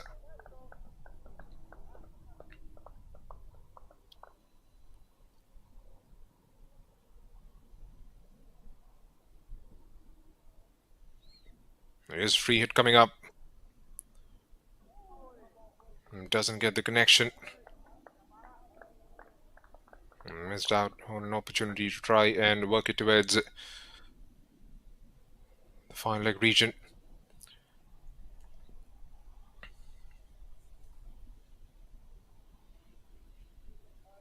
And wide given. So they've got the number of runs required. The only downside is they've lost 4 wickets in the process.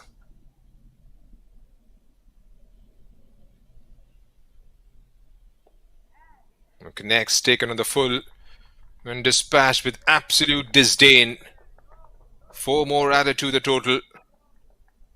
And that brings us to the end of the over. They raised themselves to 30 after the end of 3 overs for the loss of 4 wickets. An expensive over from the skipper's perspective. And has been taken to the absolute cleaners in his second.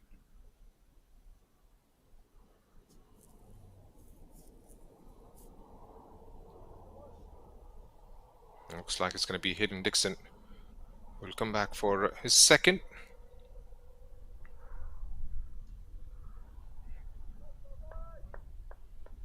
He'll have to try and keep things tight.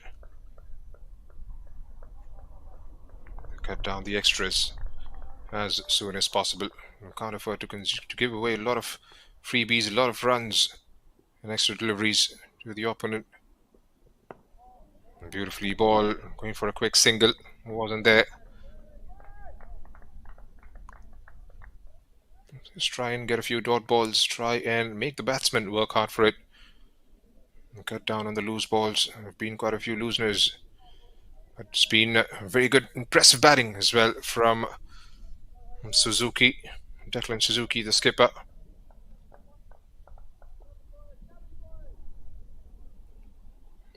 First 6 hours, absolutely. The first 6 overs, beg your pardon, absolutely critical. On the pads, always going towards the leg stump, rather missing the leg stump. They all went up.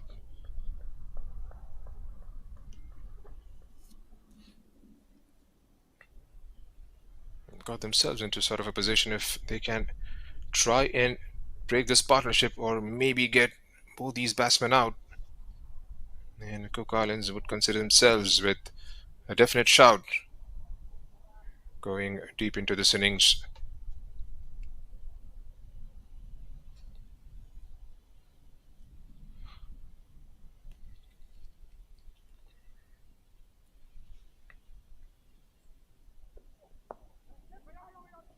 And trying to help it away.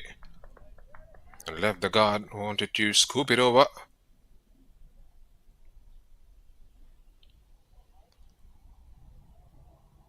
And doesn't have to do anything out of the ordinary. Just see the ball, hit the ball. Definitely.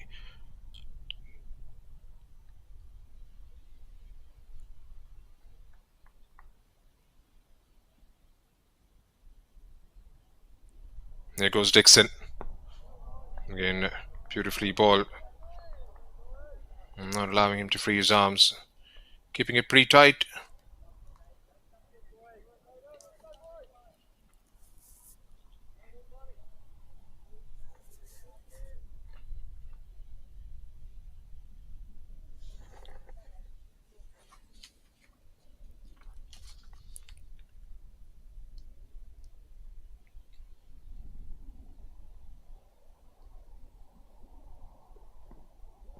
A player in a miss.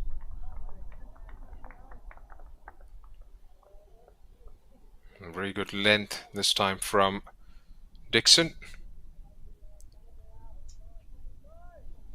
Been a very good over under the circumstances. Just 1 run conceded.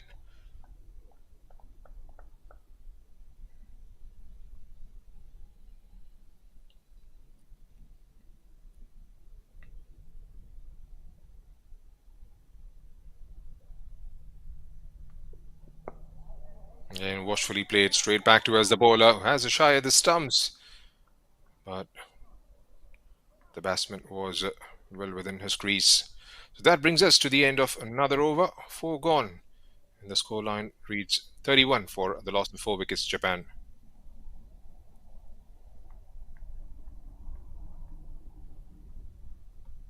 Viewers who are joining in for the very first time, this is the first of the 2 internationals. T20 internationals, Japan and Cook Islands are scheduled to play.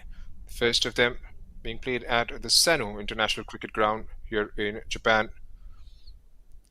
Cook Islands winning the toss, electing to field first, managed 104 in their stipulated 20 overs, and in response, Japan 31 for 4.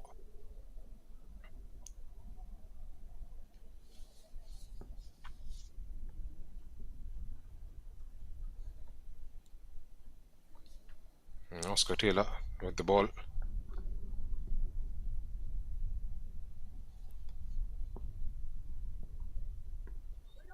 And Ravi Chandran trying to steer that through the gap on the offside.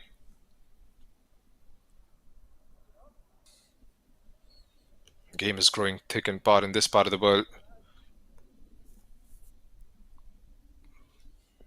And under the chaperonage, under the guidance of the Japan Cricket Association, have laid in a very good cricket structure for all the age groups, men and women. And the underage with the cricket, and the under 12 with the Cricket Blast, the under 15, under 19 leagues, the Japan Cup, the Japan Cricket League.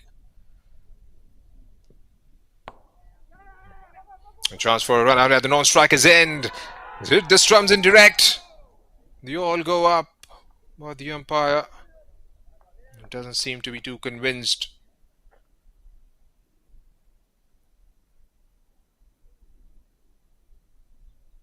There's a sharp single there to try and get himself off the strike. Sabarish Ravi Chandran.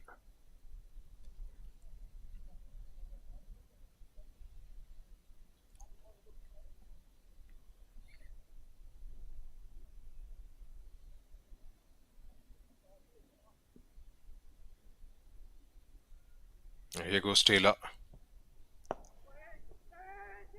Towards the offside this time, mid-off in play. Get there pretty safely in the end. I'm talking about the cricketing structure in Japan. The Japan Cricket League, played across different formats, the 40 over, 20 over, and the T10. Japan Premier League, the Japan Cricket League, and the Japan Premier League are the most important in terms of the international selection for the players. And doing it in singles in this over. Just drop the ball and run is what these two are following. And that is something they'll have to keep doing consistently. It's a small total they are chasing, but can be very tricky. Top four batters back in the hut, and a lot of responsibility on the shoulders of these two. And again, he's tried that shot a couple of times and it hasn't worked out clearly in his favor. And that's the end of the over. A good start for Oscar Taylor. Concedes just 3 in his first over. Japan are 34 for 4 after the end of 5, and we've got 1 more hour left in the power play.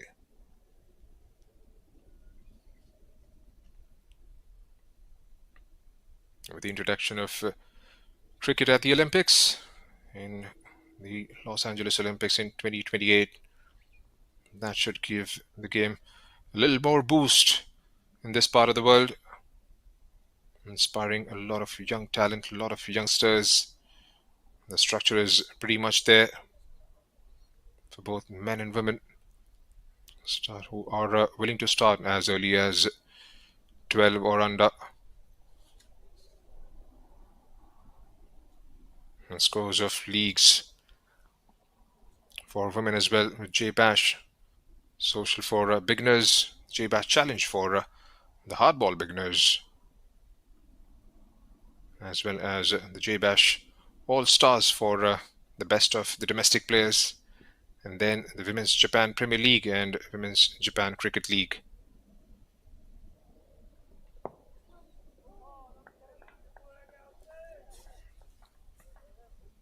And of course, you can get all the information related to the Japan cricket following our social media handles.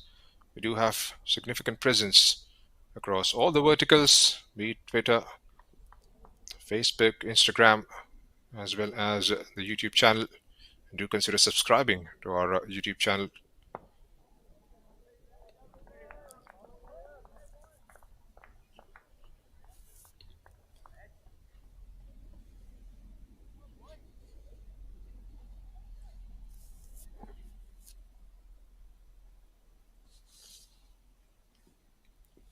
Liam Denny, 2 dot balls to start his spell with. Ravi Chandran, the man, this time short and wide, put away. That should race down the hill for a 4. Decent start, got undone. It was a good shot. Saw the length and the space, put away quite comfortably. 4 more added to the total.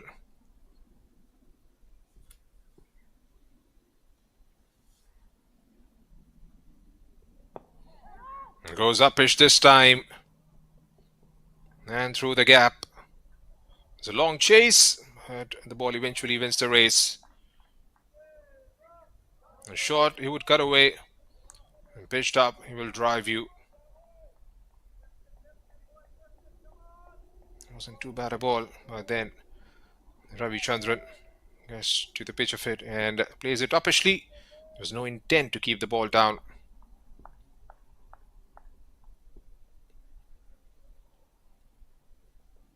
Wide, and chases after it. It's going to be given as a wide.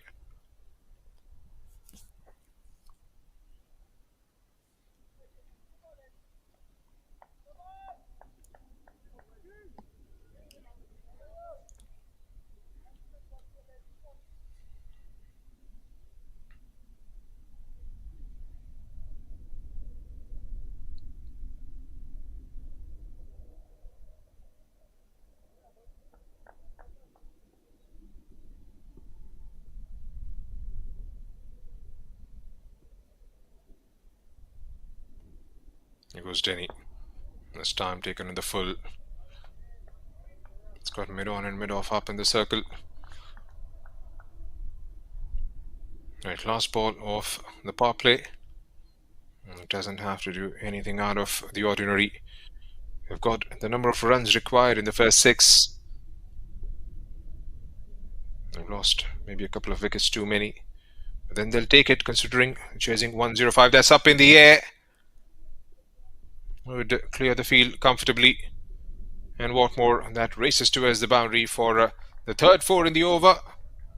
And a very good end to the power play here for Japan. And again, the intent to play that ball uppishly. They're just trying and clear the infield, which he did purposely. Got the result he required.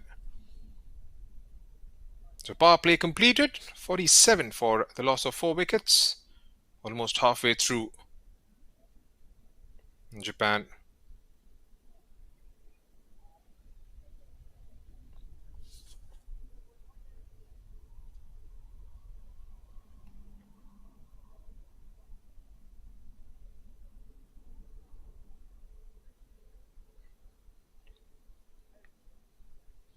Right, Ravi Parima.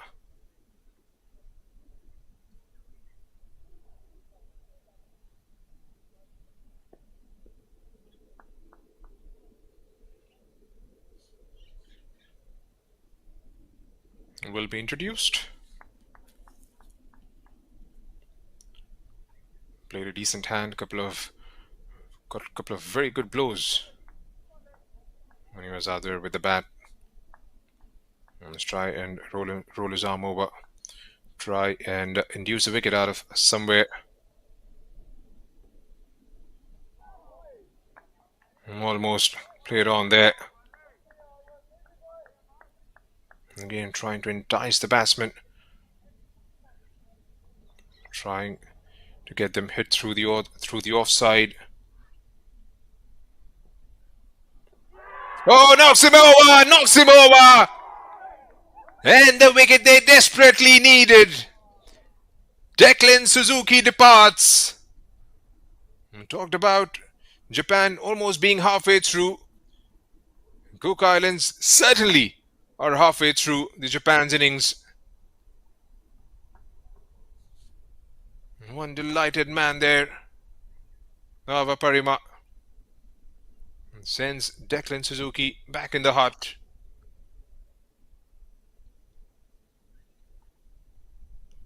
Now then, what are we talking about here? They've got the runs they require. It's all about keeping wickets in hand, which is going to be absolute key from here on. They needed a couple of good partnerships in excess of about 30s, 35s, and that is something they've struggled. Just completed the power play, but half the side.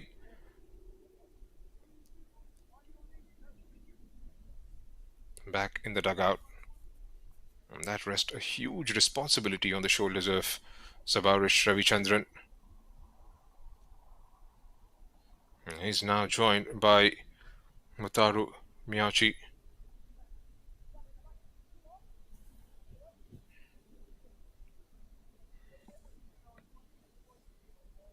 And that is the funny thing about this game.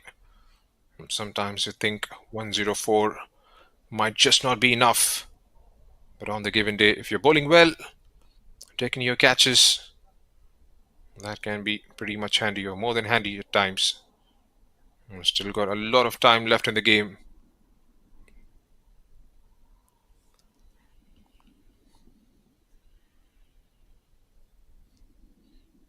Here goes Parima. And paces a gap. He's got a couple of fielders up and close to the batsman. They realize the importance of getting wickets.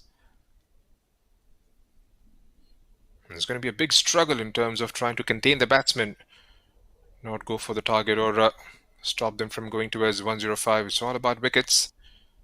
And try and keep picking up at regular intervals. That is something they've done in the first 6.3 overs.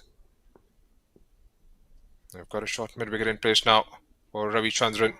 Again, straying in line, helped away Backward of square has gone for a 4. That is sloppy. Taken on the full and full punishment.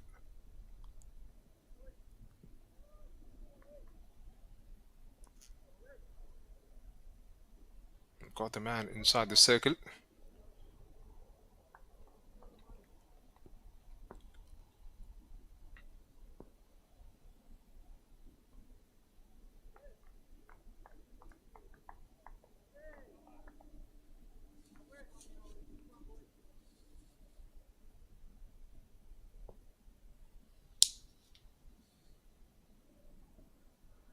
A shot, had all the time in the world to dispatch it, and goes straight towards the man in the deep.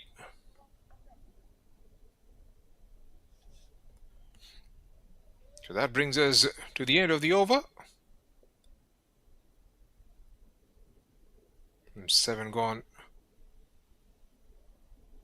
Half the side back in the hut.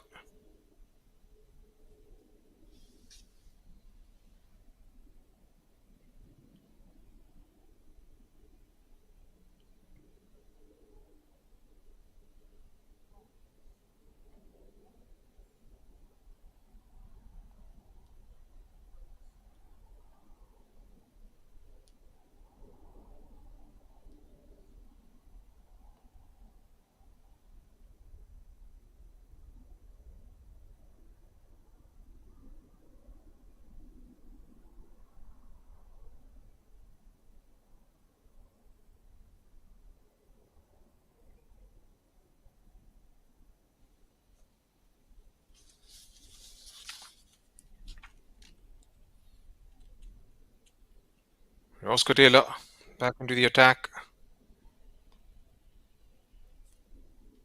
The keeper is standing up to the stumps. Here goes Oscar.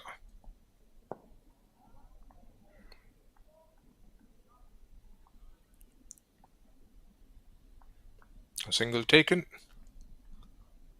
Very important from Japan's perspective is Sabarish Ravi Chandran sees as many balls as he possibly can. He'll have to bat deep. He'll have to try and win this game for his side. All the other batters have to try and do their contributions, play alongside him.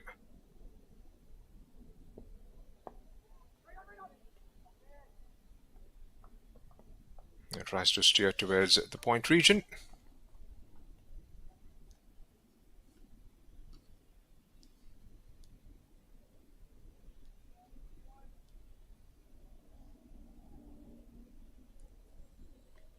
There goes Oscar. And crams up for room and just prods it forward.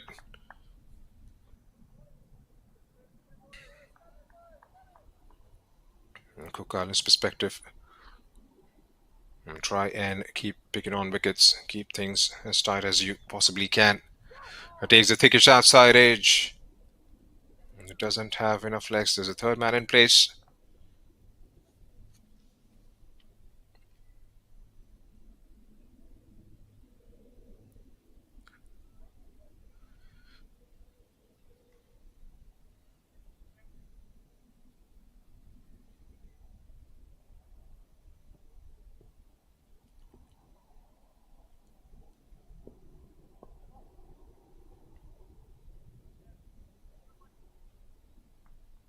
Another one taken down. It's playing with a field here. Got a short mid-wicket in place. Just want to try and cut down that single towards the onside. Zava Parima. A touch shorter, goes up in the air. And good work out there in the deep. He'll come back for a second. Doesn't get the distance as well as the elevation on that time, but that brings us to the end of another over. End of over number 8, 58 for the loss of 5 wickets in Japan.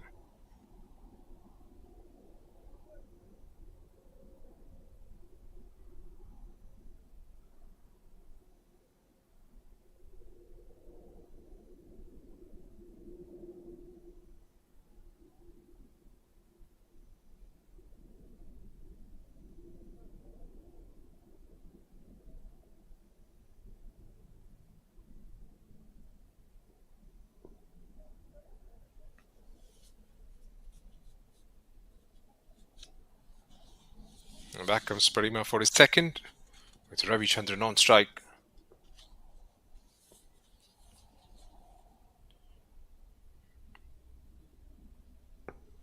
Taken on the full. Smash towards the offside. And has enough legs to go all the way for a 4. A very good start to the over. It's too good a batsman to miss out on those. He's trying to spin it away from the right-hander.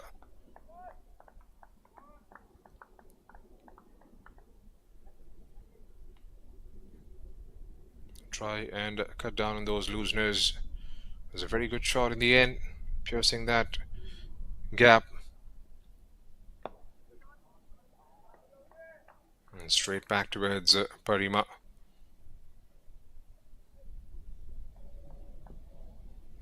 And despite losing those wickets, they've done well with the chase, especially Ravi Chandran. Is he going to come back for a second here? He should. Keeper is a shout, but it's back home safely. Another couple added to the total. The runs are coming thick and fast, especially considering the target they are defending here.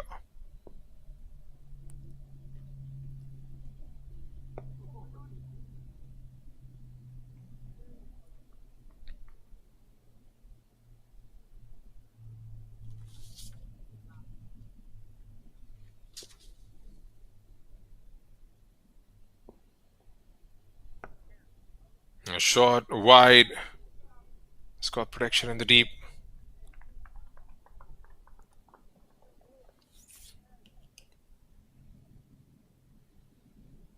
That's what good batsmen do. They've got the bulk of the scoring. Don't try and take the unnecessary risk. Just play the ball on its merit. And that is something Ravi Chandran has done so far. It's been a very good, very matured knock of 25 of 24 deliveries. A dot ball to end the over. 9 gone. It's 65 for 5 Japan. Another 40 to get in 66 deliveries. The quad rate is not a problem at all from Japan's perspective. It's just that wickets column was a bit worrisome. The way Ravi Chandran has played so far. He's just going to try and take this game far and far away from Cook Islands' reach.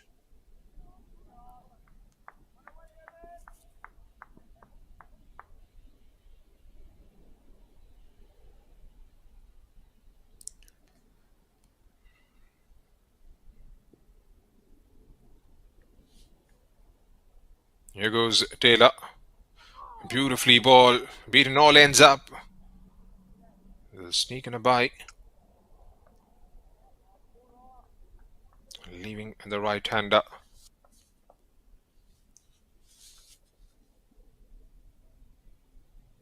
Into his third here. Oscar Taylor. And contrary to the popular belief, is the spinners who have fared well in this game. And trying to help it away. And another single. And that is the right call. Just don't try and get stuck to one side of the wicket. Try and get towards the non-striker as soon as you possibly can. That immediately shifts the pressure towards the opponents.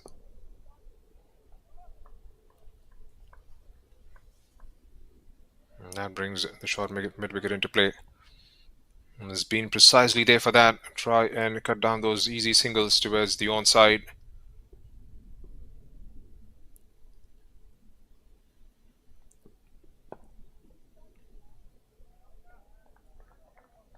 It's 2 dot balls for Ravi Chandran. Can he try and close this over out well? Oscar Taylor waits for it and misses out eventually.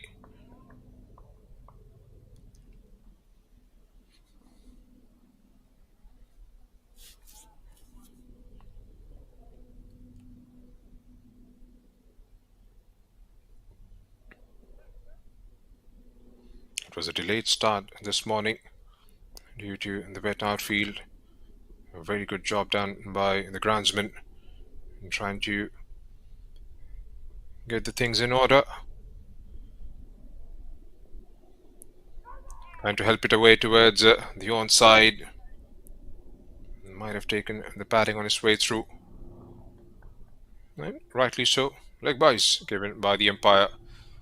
So halfway through the innings, Japan are 68 for the loss of 5 wickets.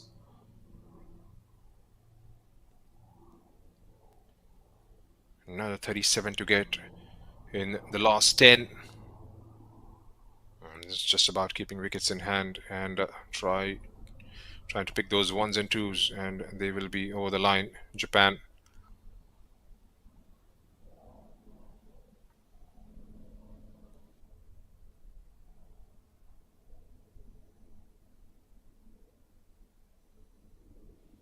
A bit of a breather, an opportunity to get some drinks, and throw in a quick word, a quick set of instructions for both the sides, the fielding unit, and trying to gel up. And that's the equation. The match number 1 of the men's bilateral series between Japan and the Cook Islands. And Japan to get themselves on the right side of the results. It's 37 they precisely require. There's been non-stop cricketing action for these sides, coming on the back of a tri-series they played, which concluded the other day. Japan up against Thailand in the final. Thailand coming victorious in that series. So that's the equation. Currently going at 6.8 in over. Required run rate 3.7. Considering how Ravi Chandran has been batting out there in the middle, looks like an easy task from here on. But all that could change. And it's all about one good over, maybe with a couple of wickets.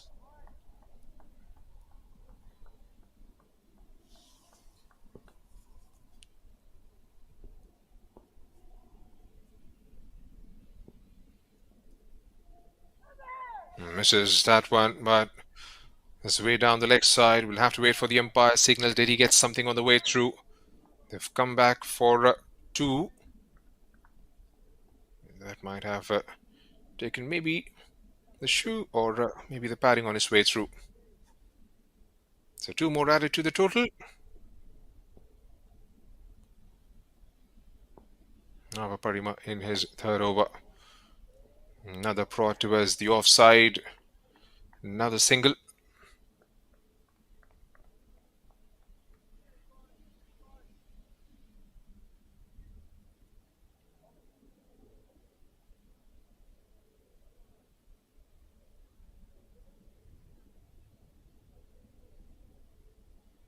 That brings Miyoji back on strike. He's done well for the 7 deliveries he's played, paying the second fiddle to the main man in the middle, Sabarish Ravi Chandran.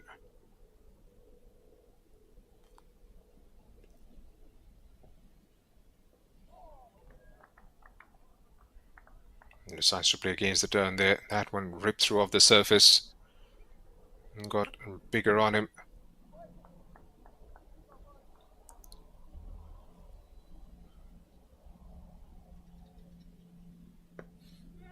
Auction to the back foot. Oh, there's a misfield there. Should come back for a second. Won't have enough legs to go all the way through. Are they going to come back for a third here? Well run. Have to try and cut those out. Can't afford a misfield at this stage of the game. It's a very good partnership developing between these two. Mataru Miyachi and Sabarish Ravi Chandran.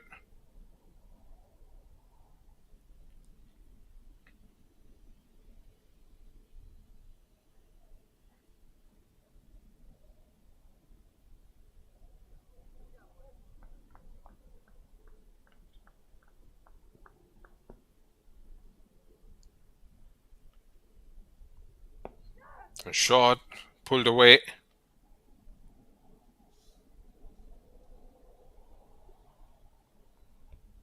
Another easy single.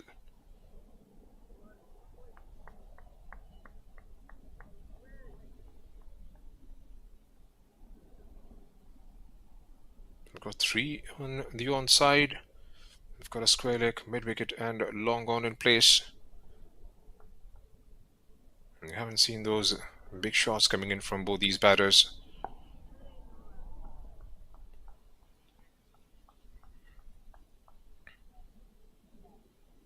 Another over completed. 75 for 5 after the end of 11. There's 30 to get in the final 9 overs.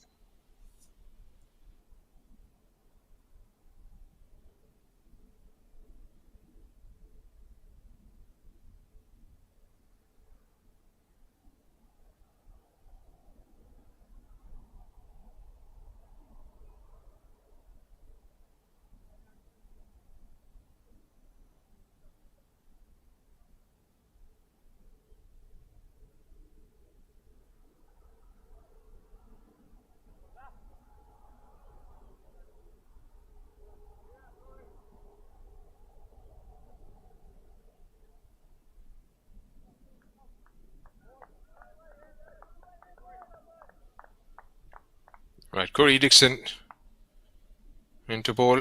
And Ravi Chandran, the man on strike. A touch shorter. And played straight back at the bowler.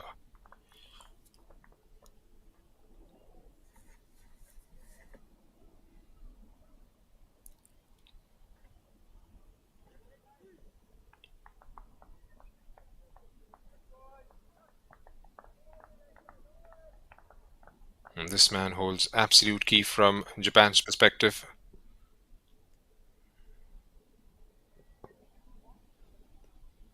And Peters in the gap. And decides against the second there.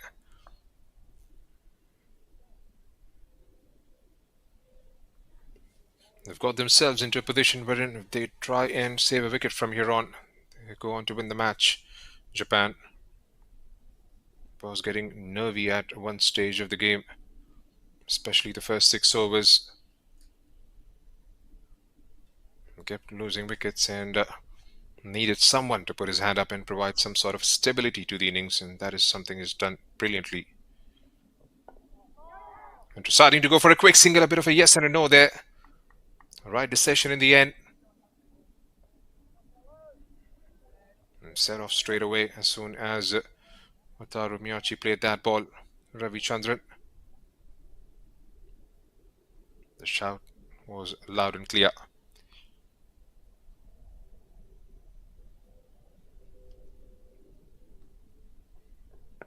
And short pulled away, doesn't get the connection right. Man down there in the deep.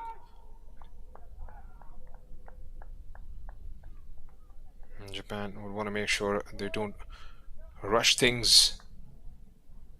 You're on their route to victory.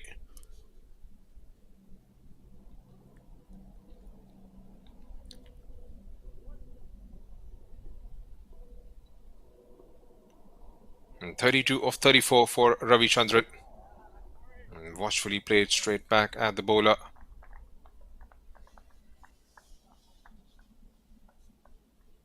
And a couple of meaty blows here. Is going to be curtains from Cook Island's perspective.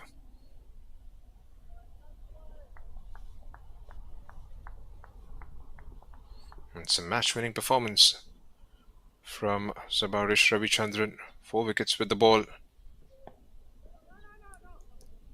And ready 32 off the bat. Still not done yet. That's a no ball being signaled by the umpire. Overstepping on that occasion was Dixon.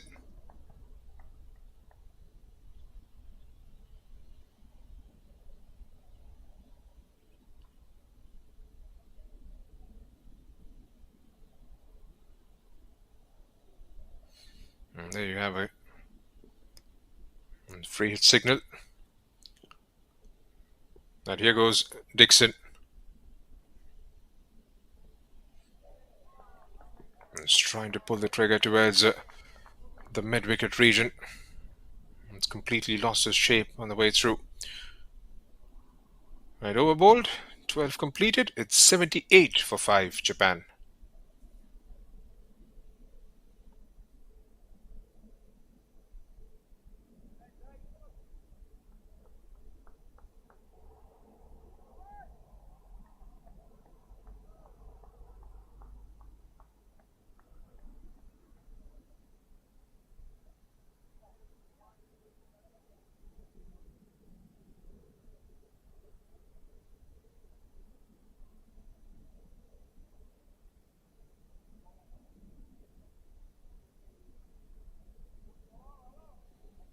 Now Parima back into the attack.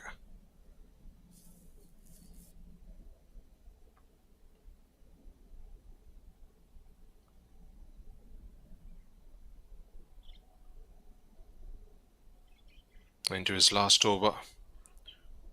Picked up a wicket in his very first. And again, shot onto the back foot. And guess it was the offside. Is he going to come back for a second here? The throw was completely off. The keeper had to make that move to try and get the collection. 2 more added to the total.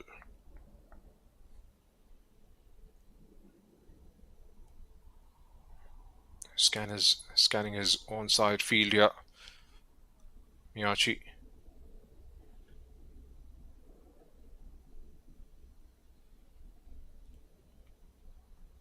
Taken on the full. Oh, it's taken out there in the deep. It was a full toss. He could have played anywhere he would have liked. And that goes straight down the throat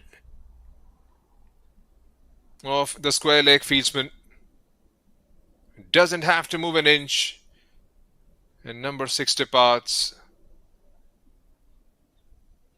They conjure a wicket out of somewhere here, Cook Islands. It was going all so well for Japan.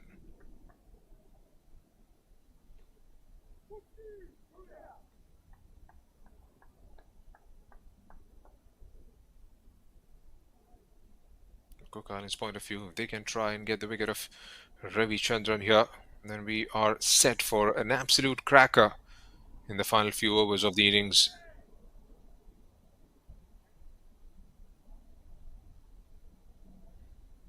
I tell you what, these low-scoring thrillers can sometimes go absolutely down to the wire.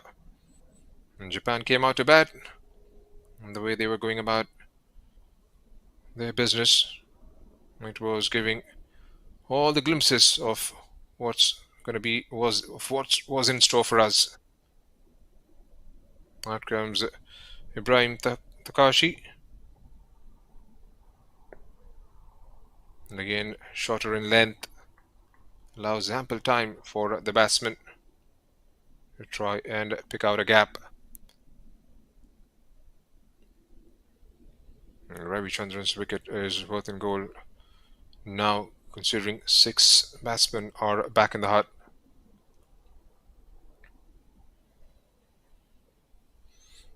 Now 3 more balls for Parima.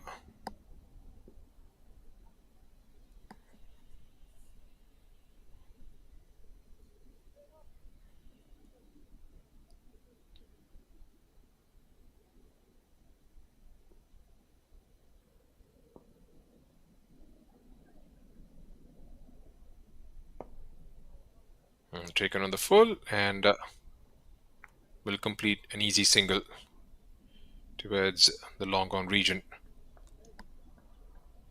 And the task is going to be quite clear for Ibrahim Takashi. Just keep picking up those singles. Just try and block one end up. Don't lose your wicket. Try and give as much of strike as possible to the man at the other end.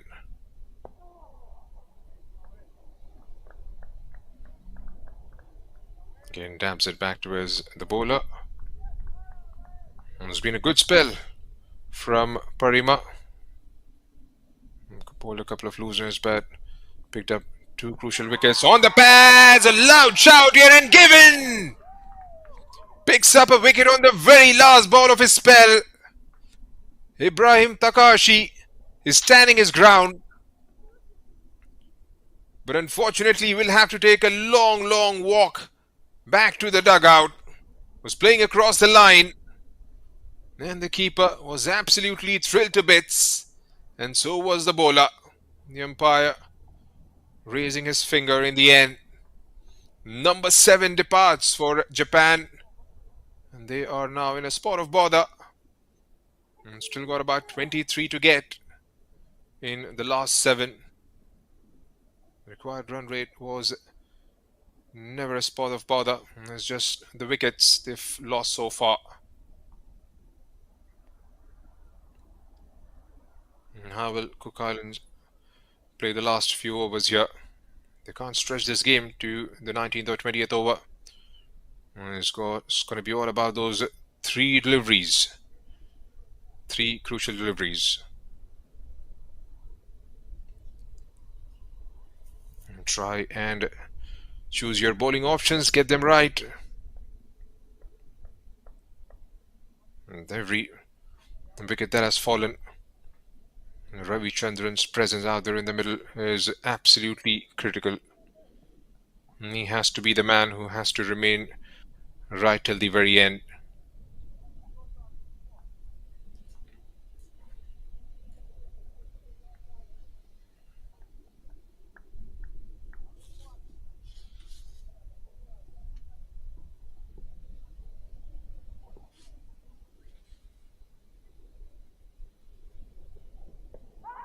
On the pads, clearly straight down the leg side.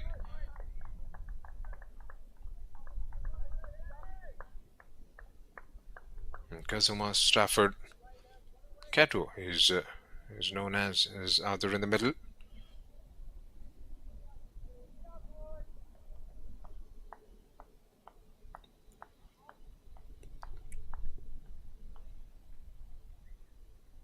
A good start to the over for Dixon.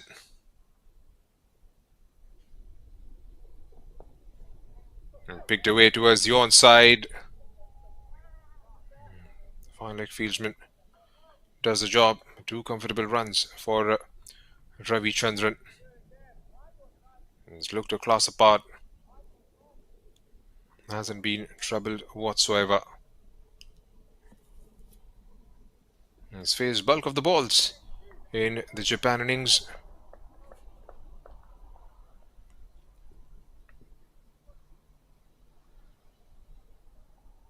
And there you have it, 21 of 40. Again, watchfully played. No need to run for those. And it's going to be all about the support that he gets from the other end. Can the batsmen coming in are ready and prepared to take that pressure?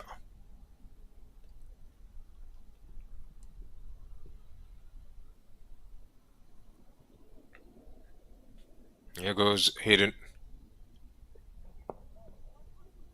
Worked away towards the onside. The call is for a 2.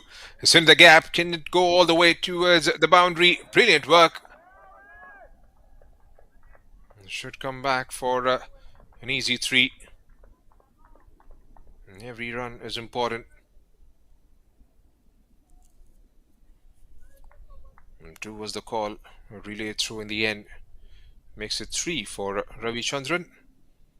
And it's 18 that is required now. And that brings Kato on strike for the very first time in the over.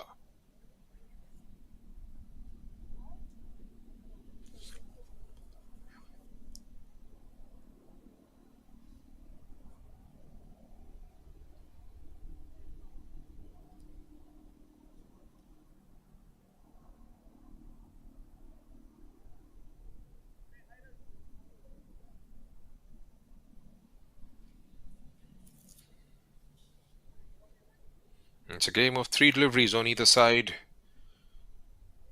And that's the equation. Dixon. Now is that taking something on his way through? The kind of reaction we've seen from the bowler It might have taken the edge. It was given as runs by the umpire. Well, that's a bad miss. We've got to move on from there.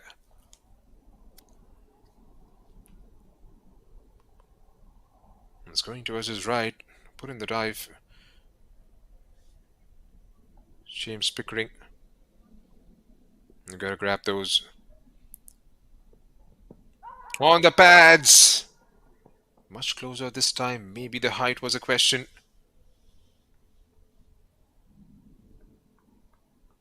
A good over under the circumstances. A couple of shouts and a drop catch.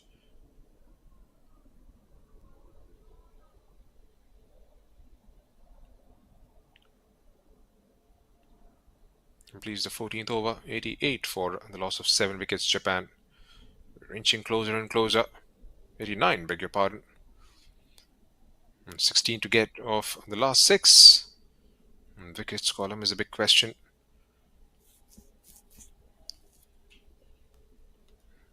And it's about getting either Ravi Chandran's wicket or keeping him away from the strike. But at the moment, as the captain, Mara Ave, was taking it upon himself. And confidently played towards the cover region. No run taken.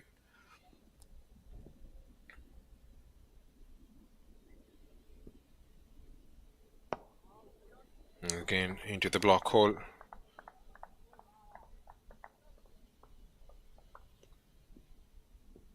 Wants to maybe get that 6 or 7 more and take the pressure away. Again, good bit of fielding. Got a couple of players into those catching positions towards the onside as well as on the offside. A full toss. Dispatch towards the deep. And a desperate dive in the end. Couldn't quite stop the ball from crossing the fence. A very timely boundary indeed from Japan's perspective. And that has made the equation a little more easier. Gets himself into 40s now, Ravi Chandran. And just 12 to get. And tucks it away towards the short square.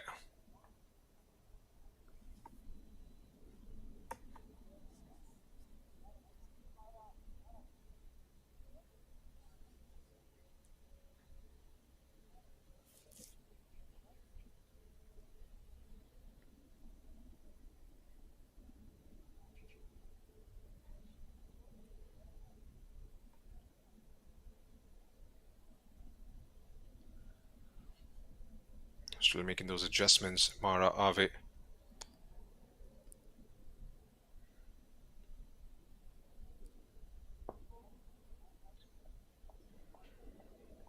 And keeps it in the block hole. Well dug out by Kato. End of the over. We still got 5 to play and 11 to get. And Japan at the moment, after the end of 15, are 94 for 7. And Ravi Chandran going pretty strongly with 43 of 48. And Kato has faced a couple of liveries, has got himself off the mark. And that's the equation in the last 5 overs. Good, clean cricket, sensible cricket. And Japan will go 1-0 up in this 2-match series. Here goes Dixon.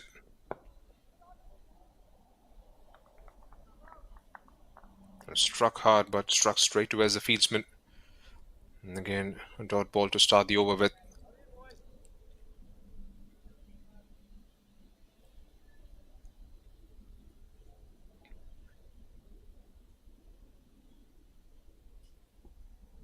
It's been a sublime performance from Sabarish Ravi Chandran. Taken on the full. As that hit the gap, Looks like it has. That's gone all the way for another 4. Gets themselves into single digits now, Japan.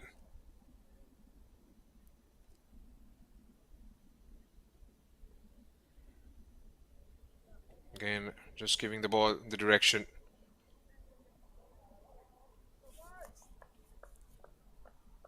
And 47 of 50. Deserves a half century here.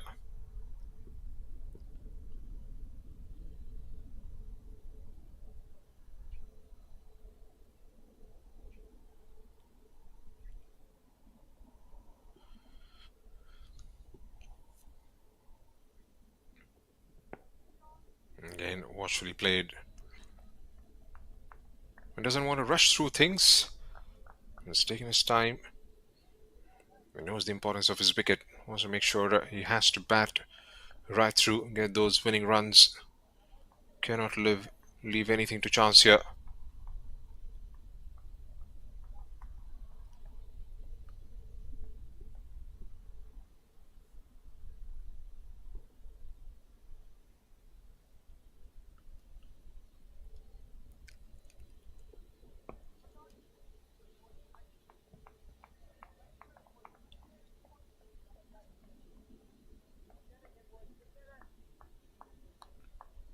The viewers who are tuning in late, this is the first of the two T20 internationals to be played between Japan and the Cook Islands. It's the first of the 2. We've got another game coming up tomorrow.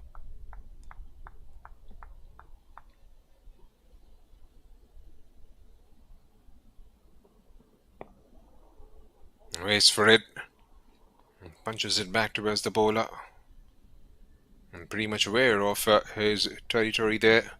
The non-striker doesn't leave his crease.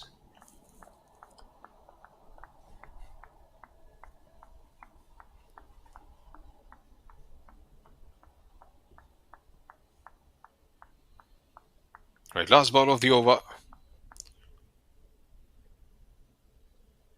Hayden Dixon going for a quick single. A chance at the striker's end.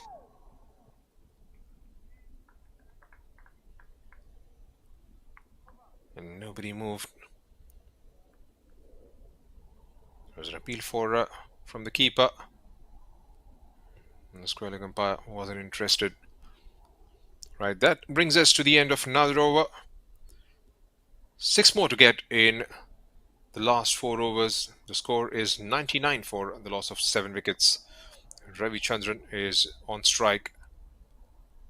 Takes the single of the very last ball. It's been a very sensible batting. Has consumed a lot of deliveries in this partnership as well. It's batted beautifully. Hasn't taken any risks. And it's about proper cricketing shots. Has seen those loose deliveries and has gone after them.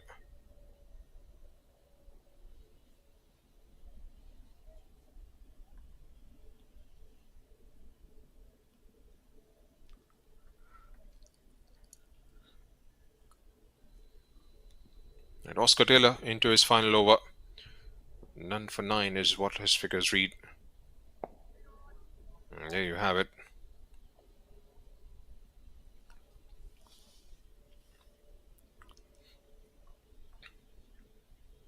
He wants to be absolutely sure when he strikes. Sabarish Ravi Chandran. And decides to go towards the offside.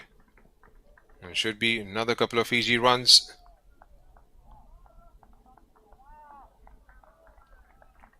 Getting closer and closer. And it's been a brilliant knock from Sabarish Ravi Chandran. Reaches his 50. And it's been quite clear match-winning performance from him. And what more, Japan crosses that 100-run mark. It's 4 to get. And decides to go for it. Is up in the air and taken. And trying to go for glory. Sabarish Ravi Chandran departs. Is that the wicket they were looking for? Touch too little too late from Cook Islands' perspective. Well, there you have it. Wasn't in the slot to go for it. We've got 5 inside the circle on the offside. And that one looped in the air and no mistake made by the fieldsman. A simple catch. And number 8 departs. And what more, a very important wicket from Japan's point of view. Right then, still got 4 to get. Do we have something in the store for the Cook Islands?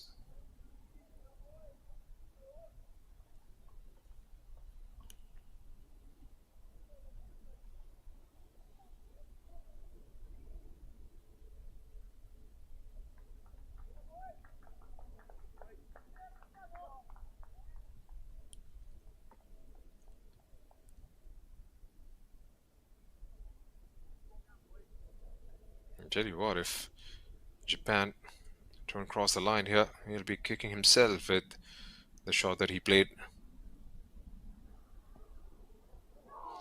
That was pretty close.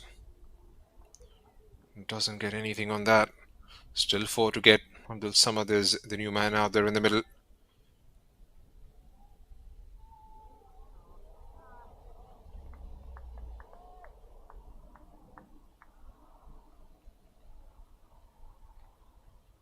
Who's going to bowl the next ball is a big question.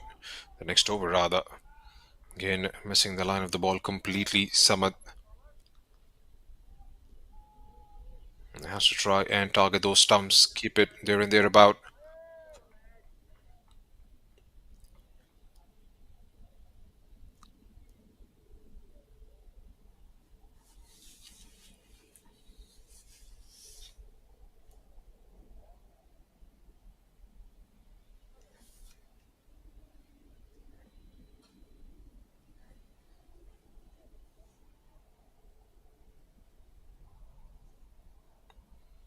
And making those adjustments there, the skipper, Mara Ave, getting his fieldsmen into those optimal positions.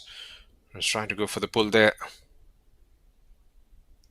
Doesn't get much of the bat, but will come across for a single. He'll face the next over with 3 runs to get. And that's the equation. 2 wickets in hand, 3 runs to get. Is there a wicket in the offing? Is a big question. Who's going to bowl the next? It's going to be a bit of a discussion. No, it doesn't seem to be. It's a straightaway choice.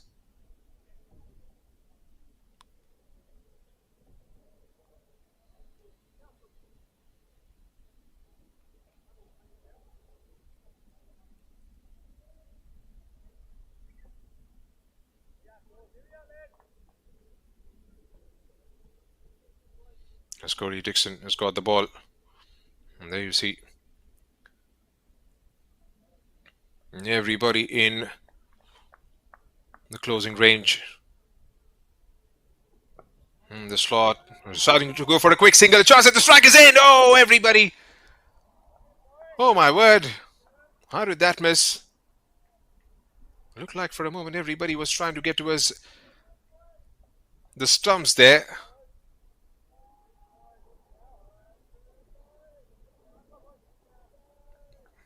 Would have made things really, really interesting had the ball gone on to hit the stumps.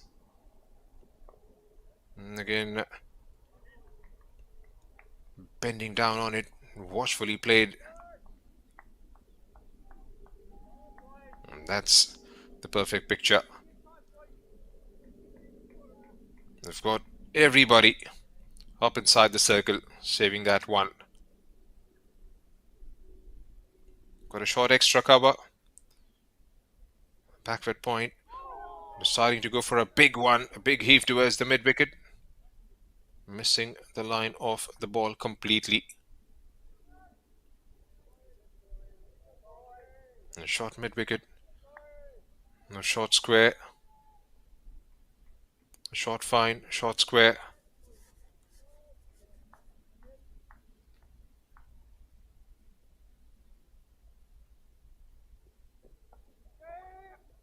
Deciding to go for a single. A chance at the non-striker.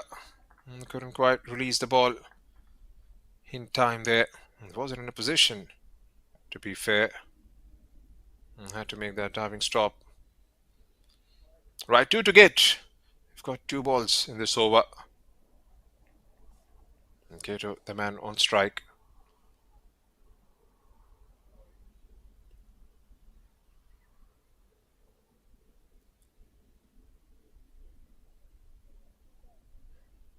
A short fine, a short third. Steps out, goes down the ground, and it's missed. Is he going to come back for a second here? Should be done with absolute ease. And Japan have got those winning runs and will take the lead in this series. And there you have a look at it. And the moment it beats that infield, there wasn't a way they were going to stop that. And in fact, raised all the way to the boundary and signaled by the umpire.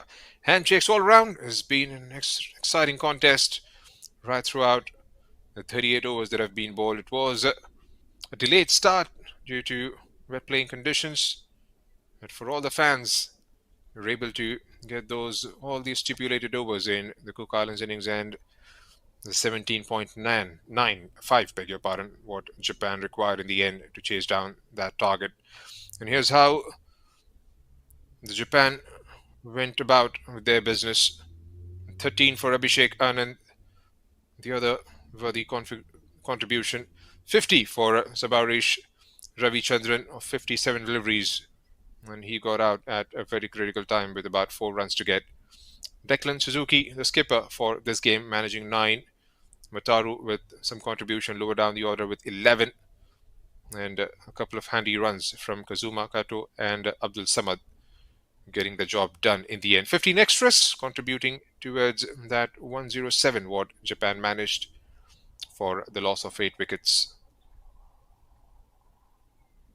Cook Islands, they started off brilliantly with the ball, just taking those first 4 wickets under 20. Milton Kawana bowled just 1 ball, the very first one, and picked up a wicket. Mara Ave, the skipper, picking up 2 for 26. A wicket apiece for Dixon as well as Oscar Taylor. Ave Parima picking up 3 wickets for 22. It was a very good performance, but it was about just one man in the end. Sabarish Ravi Chandran was the decisive factor between Cook Islands and the victory. And fortuitously, from Japan's perspective, it was their hero who did it with the bat and with the ball. And here's how the match summary looks like. Cook Islands won the toss. 104 is what they managed in their 20 overs. The skipper, Mara Ave, making 24, and good contributions by the Parima brothers, 16 apiece, and then James Pickering managing to get 12 runs. For Japan, with the ball, 4 for 16 for Ravi Chandran. Abdul Samad picking up 2, and Benjamin Ito Davis picking up a wicket as well. And with the bat, Ravi Chandran doing the bulk of the scoring, supported by Abhishek Anand, Wataru, and Declan Suzuki. So that's the game. Japan winning it by 2 wickets and leading this 2-match T20I series by 1-0.